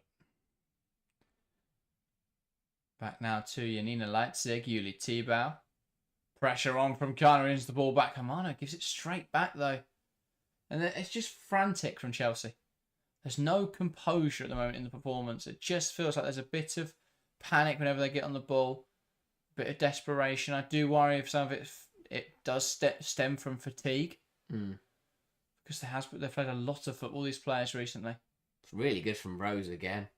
She's come on, looked really dangerous in this game, beating Millie Bright, on a couple of occasions now. Yeah. Mamiki, lovely turn to try and take that away from Kana. He'd ball into the box, blocked there by Lucy Bronze. Now on Jean-Francois. Here's Carnery, can carry that ball forward for Chelsea. Lots of space to roam into now for Joanna Ritting-Carnery. Making up ground here. Slots it through to Ramirez. Ramirez takes aim. That's over the bar. Don't mind her having an attempt from that sort of area though. Better from Chelsea. Turn it from back to front really nicely. Carnery carrying that ball really well. And as you say, Maya Ramirez having a pop from there. You never know. Another Chelsea change coming. Cuthbert is back. A few weeks out with an issue. She is back. You obviously missed international duty with Scotland due to an injury. Wasn't able to be part of the side that drew with Brighton, but she will now return for the last 20 minutes here against Leicester.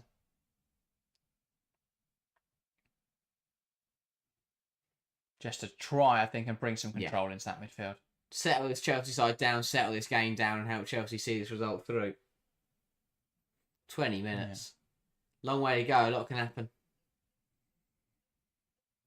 And Leicester aren't going down without a fight. Down the line.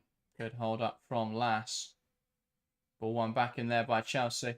Amano into Myra Ramirez. Captain. Can't really know to get a flick on in there. Now Mamiki.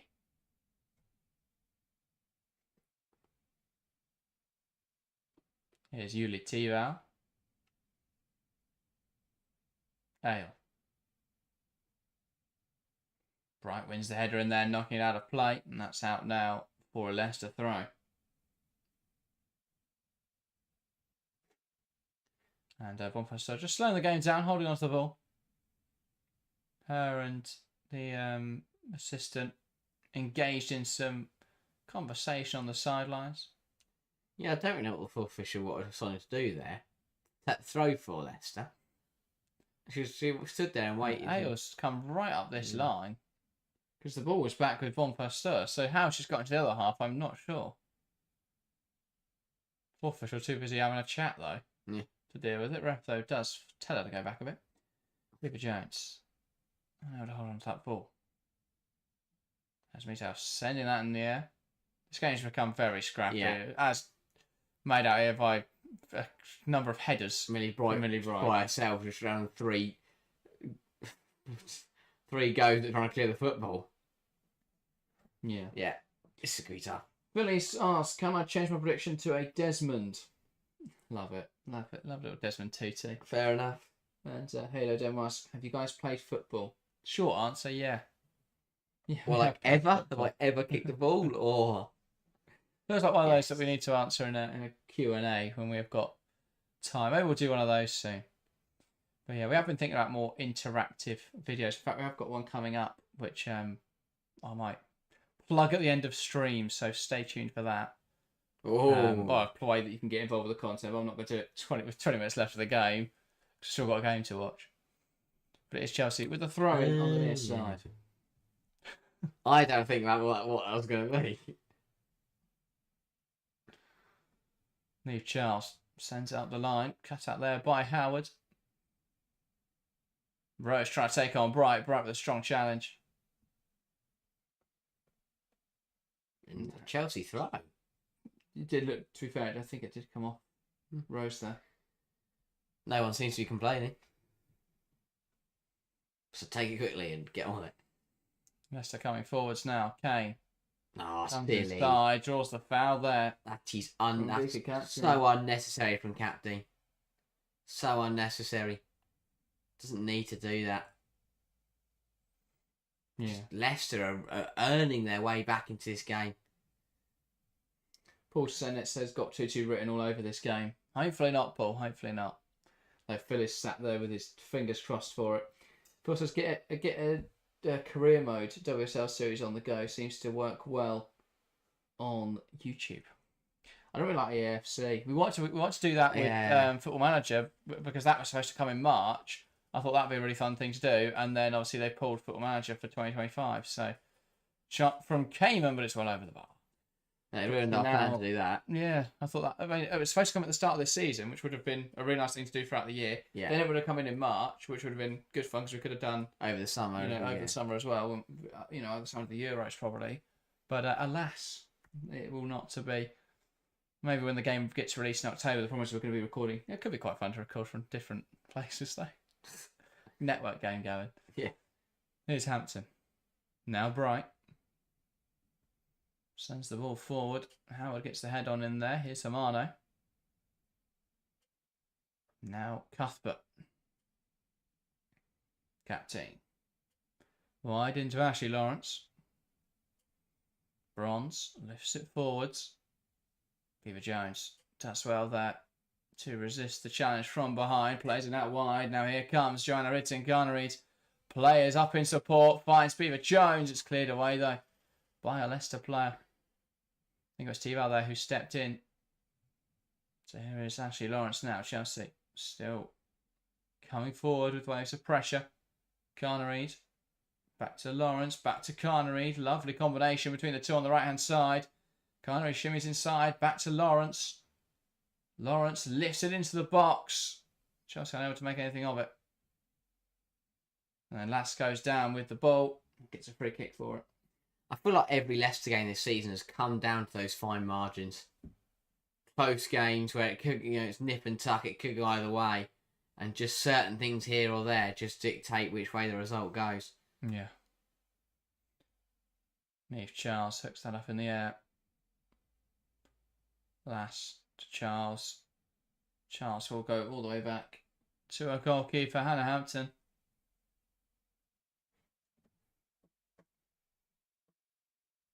Yeah.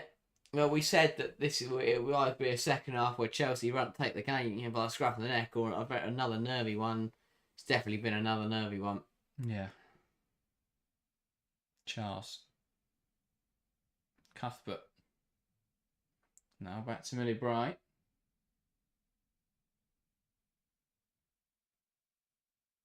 Captain. Plays it wide into Lawrence. Lawrence into Hamano. Hamano back to Ashley Lawrence. Now inside to Erin Cuthbert, who just sees off the challenge there of Janice Cayman. Knocks it wide into the path of Neve Charles, who comes inside of the ball. And that is smashed clear convincingly, though, by Yuli T-Val. And again, Millie Bright in the foot race here against Deanne Rose. Really good from Bright, though. Uses her physicality. And now she'll drive forward to the ball. Draws the foul of Janice Cayman. But referee deeming enough players back there that is not a card. Matt Black says, thank you for streaming a commentary. No worries. Thank you for tuning in. Thank you for joining us for the stream. 15 minutes to play here. Chelsea free kick in their own half. Yeah. Oh, I still have no idea how this game is going to end. I mean, I said 2-1. Yeah. So I will take that. That was my prediction. I'm not going to change it because I don't cheat. Yeah. Oh, Cuthbert does so well. 4-1, didn't I? Which, if it's Chelsea in the first half of the season, I very much believe that 2 goals would come in the last 10 minutes. But that's a good ball into Carnery. Carnery listens to the Archers. No one in there. Ramirez made a dart towards the near post. No one hung around at the back post. Bright into Erin Cuthbert. And that is a good challenge from Lass. Deemed a free kick. Another one, Chelsea still had the ball and we're coming forwards, but there we go. Yeah, free kick. I think it looked like they're going to lose it and then somehow they got it back again. Yeah. Chelsea, they know that just a goal now, just see the result out, take 3 points and get off, just go home. Oh, Cayman does enough. That's a crucial touch. Just stops it running through to Hermano. Yeah, so you need a Leipzig with the ball in their hands. And what was it to Howard? Now Janice Cayman. Pokes one down the line. Charles will get there. Now Chelsea can play forward. Hermano tries to touch it inside. There's a lot on it too, Hermano. She struggled to take any of that off it. Ball just pinged in behind. Bronze will be alright to get there.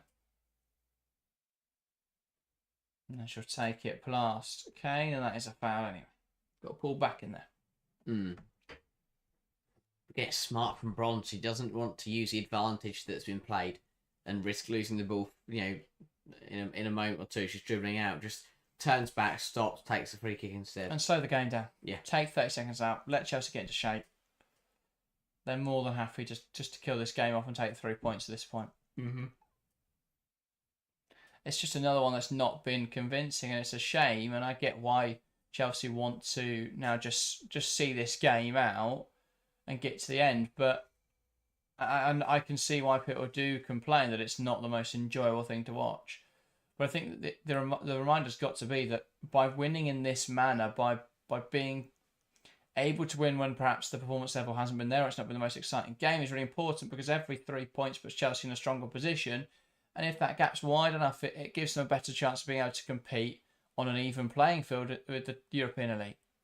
Yeah. Because the Liga F's wrapped up, and the Premier League is wrapped up. And so that helps Lyon and Barcelona because they can rest up in the league. Chelsea need to be in that position if they want to seriously compete at that level. Yeah, it's one of those where I think that there's a clear difference between Bombastor and Hayes. Hayes was very much how well can we win, whereas I think Bombastor has a very clear, let's just win. How will we win? And let's just win.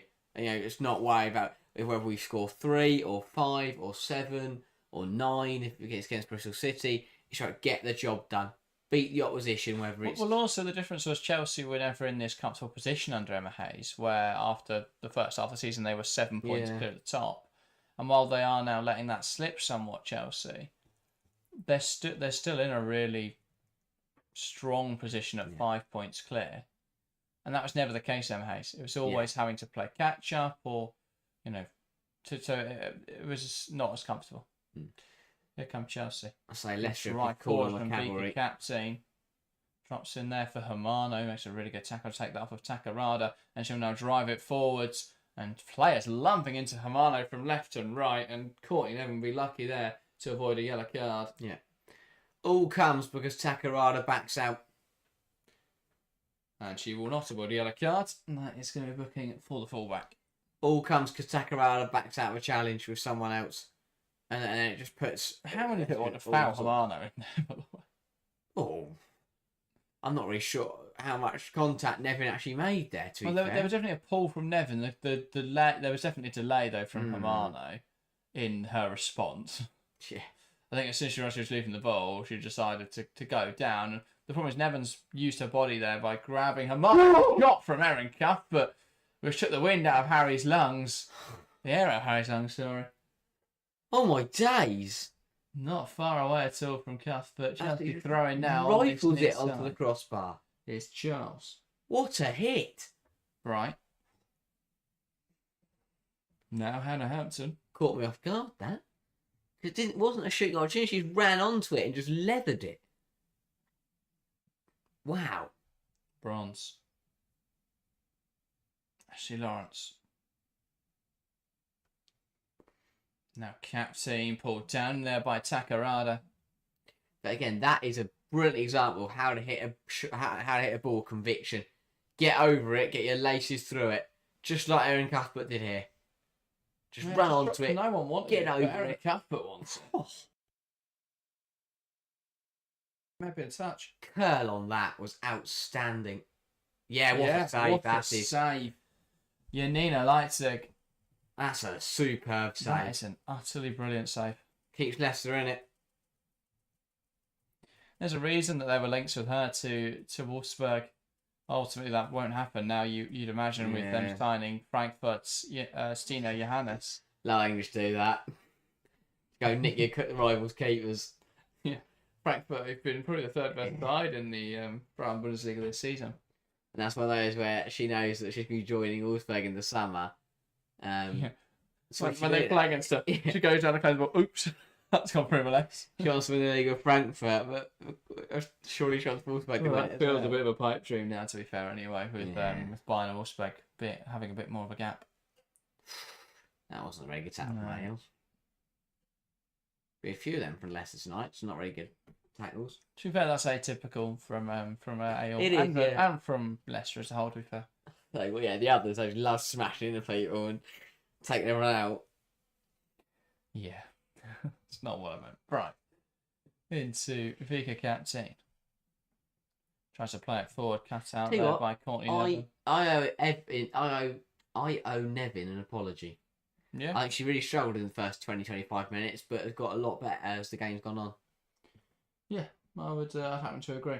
Probably makes sense to be fair because she's not played a whole lot of football for them this season. And just a change coming, Siok and Nuskin coming on then. For the Blues, just to try and see this game out, 6 to play, plus additional time. Centre half? Or, no, for Carnareed. Lawrence to right wing, Bronze to right back, Nuskin to centre back. Yeah. Or is she going midfield? She's going midfield. She should go stands there.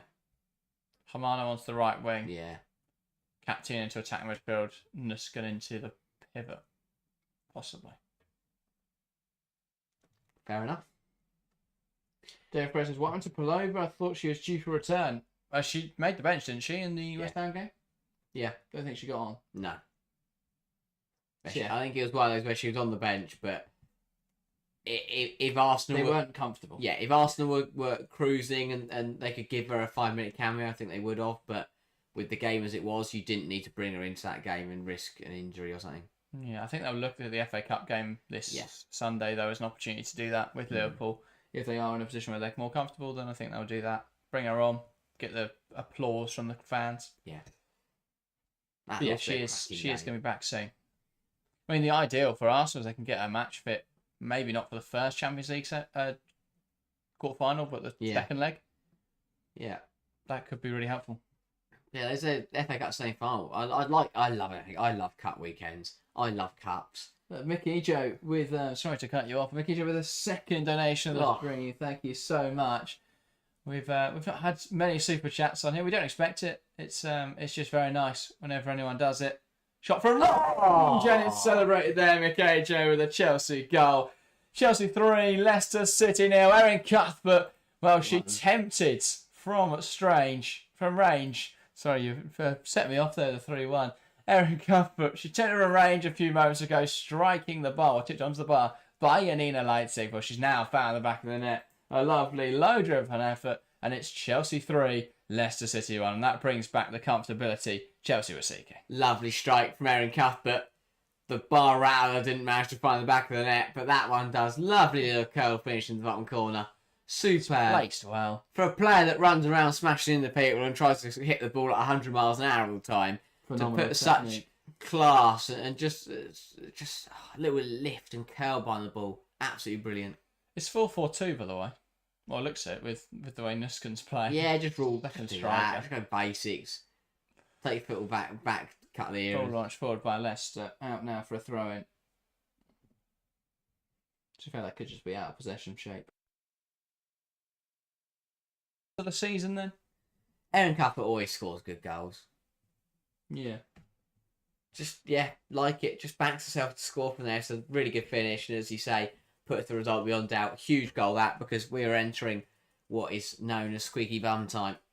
But that has been turned around. That goal does tie Erin Cuthbert level with Lauren James for goals this season, which I think if you told Erin Cuthbert that at the start of the season, she'd think she was on 20.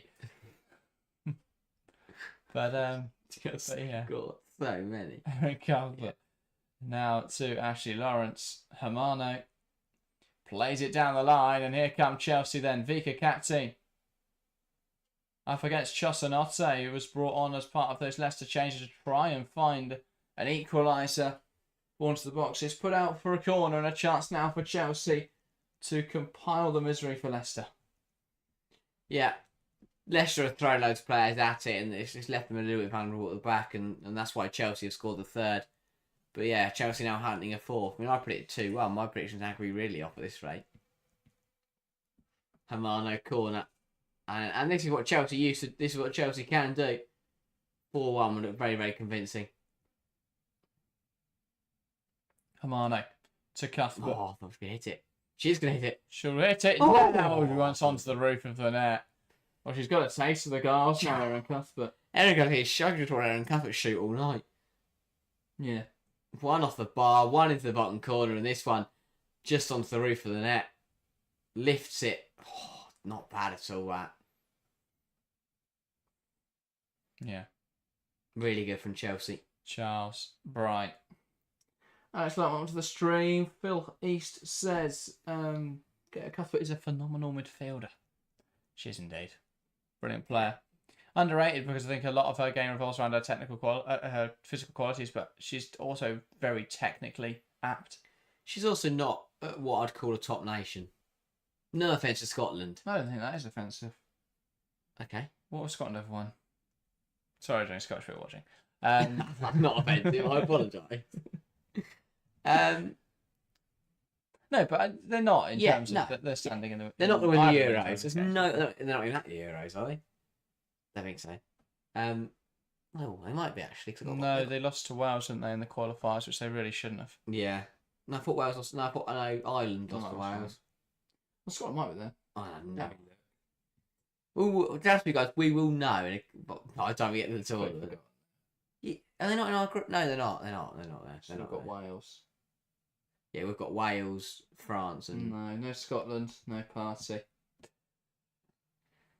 Who have we got? France, Netherlands. Netherlands, that's the one. And Wales. I know that one. Anyway, Chelsea goal kick will be a stoppage here because Bank Jones needs to put her boot back on. I'm not sure quite what she's doing now to it. She's not happy with it still. No. It's broken. Possibly. Oh, we're playing on anyway. And Hampton sends it long. Ramirez can't quite get the flick on. Full She's still score. hobbling, isn't she? Cuthbert in there. She's not happy with the boot. No. At all. Back now to Janina Leipzig. I would say she might have a stone in it or something, but I'd like to think there wouldn't be one of those at Kingsmead, though. Yeah.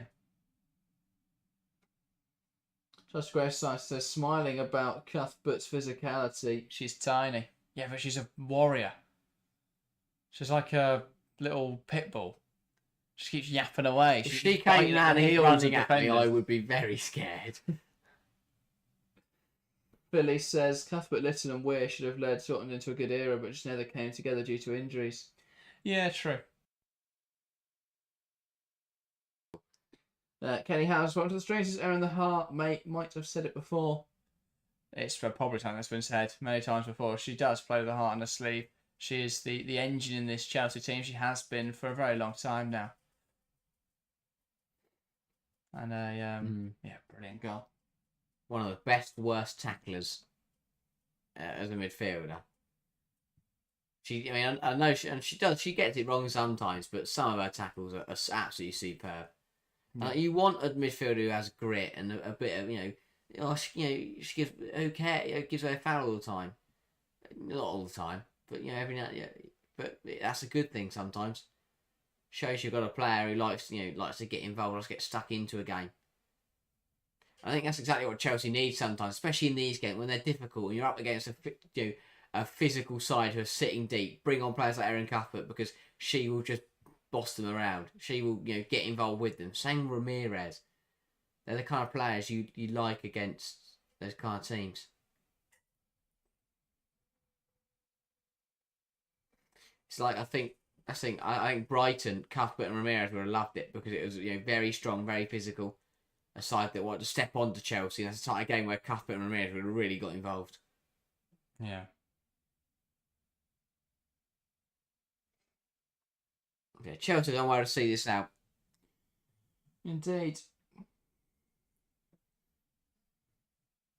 So Leicester as a deep free kick here. Not something at this stage they're going to use too much. Here's T-Val. And she knocks the ball out wide. That'll be the final whistle here at Kingsmeadow. Chelsea 3, Leicester 1. A far from comfortable routine victory, but 3 points added to Chelsea's total. An important night in the context of the WSL season. They make up for a draw with Leicester early in the season. They make up for last weekend where they drew with Brighton.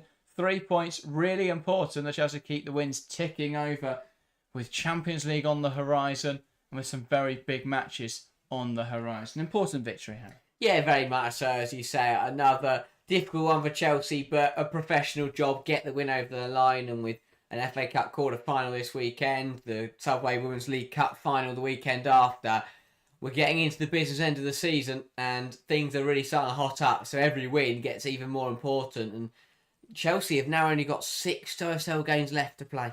6. Really, we're nearly there. And it feels so weird to say. Well, no, cool. Only a couple of months out. Yeah, it's only 22 games. I forget that. Yeah. Oh, bloody hell. Chelsea will only play 6 more WSL games this season. That feels absurd to say. You've got to remember it's only 2 months now to the end of the season. That's crazy. How here already? And there's 2 weekends in there that are Champions League. 2 weekends that are 3 weekends that are FA Cup. So yeah, indeed. Chelsea Grey Society says, well done guys, thoroughly enjoyed my first visit here. No sensationalism, no edge, very polite in the chat. Thank you for joining us, Chelsea Grey Society. You seem like a very well measured person. I mean, the chat's not always the most polite, don't get me wrong. Tonight's been nice. It does get interesting when some certain Chelsea fans are here, or certain fans here. We won tonight, and that's the important thing. Yeah. But thank you for joining us. Bees in the traps. I was glad we've improved since last game. Very true. But yeah, other than that, we are back this Sunday. Quick thing as well, I'm going to put a link now into the live chat. We will be plugging this over the next few videos, so if you want to go, you're welcome to. But putting a link in now, we have finally got around to sorting out our Discord. So go and give that a click. And it's relevant because we've got a video coming soon. We want your participation. We want to see your hot takes. There's a channel in the Discord called Hot Takes. Put your football hot takes in that. We'll be doing a video reacting to all of those soon. So go and join the Discord. That's going to be a place now where we can get involved with you guys, have conversations off the stream. So if you want somewhere that's a hub for our community, that's where it's going to be. So hopefully that link in chat works. If not, there will be other links across the channel over the next few weeks, so look out for those. By the way, Ruby Mace back out on the pitch on crutches, by the way. That's important. That's it's good to see that. Better sign. It could still be a serious injury, but it's a much better sign than when she was stretchered off early. Yeah, but that knee is in a brace and she is on crutches. I'd be very surprised if she was just walking out on the pitch. But trying to walk around, kicking the ball around. But yeah, flexing on top. Cool. That's a worrying one. And one of the AMs has gone over. Yeah, but yeah, hopefully we'll see her back on the pitch as soon as possible.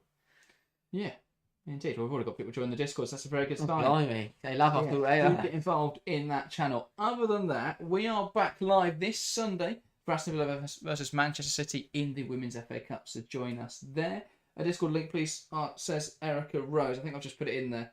If you can't see it, I will try and link it in the YouTube page later. So look for that. Great. It is in there. It is in the.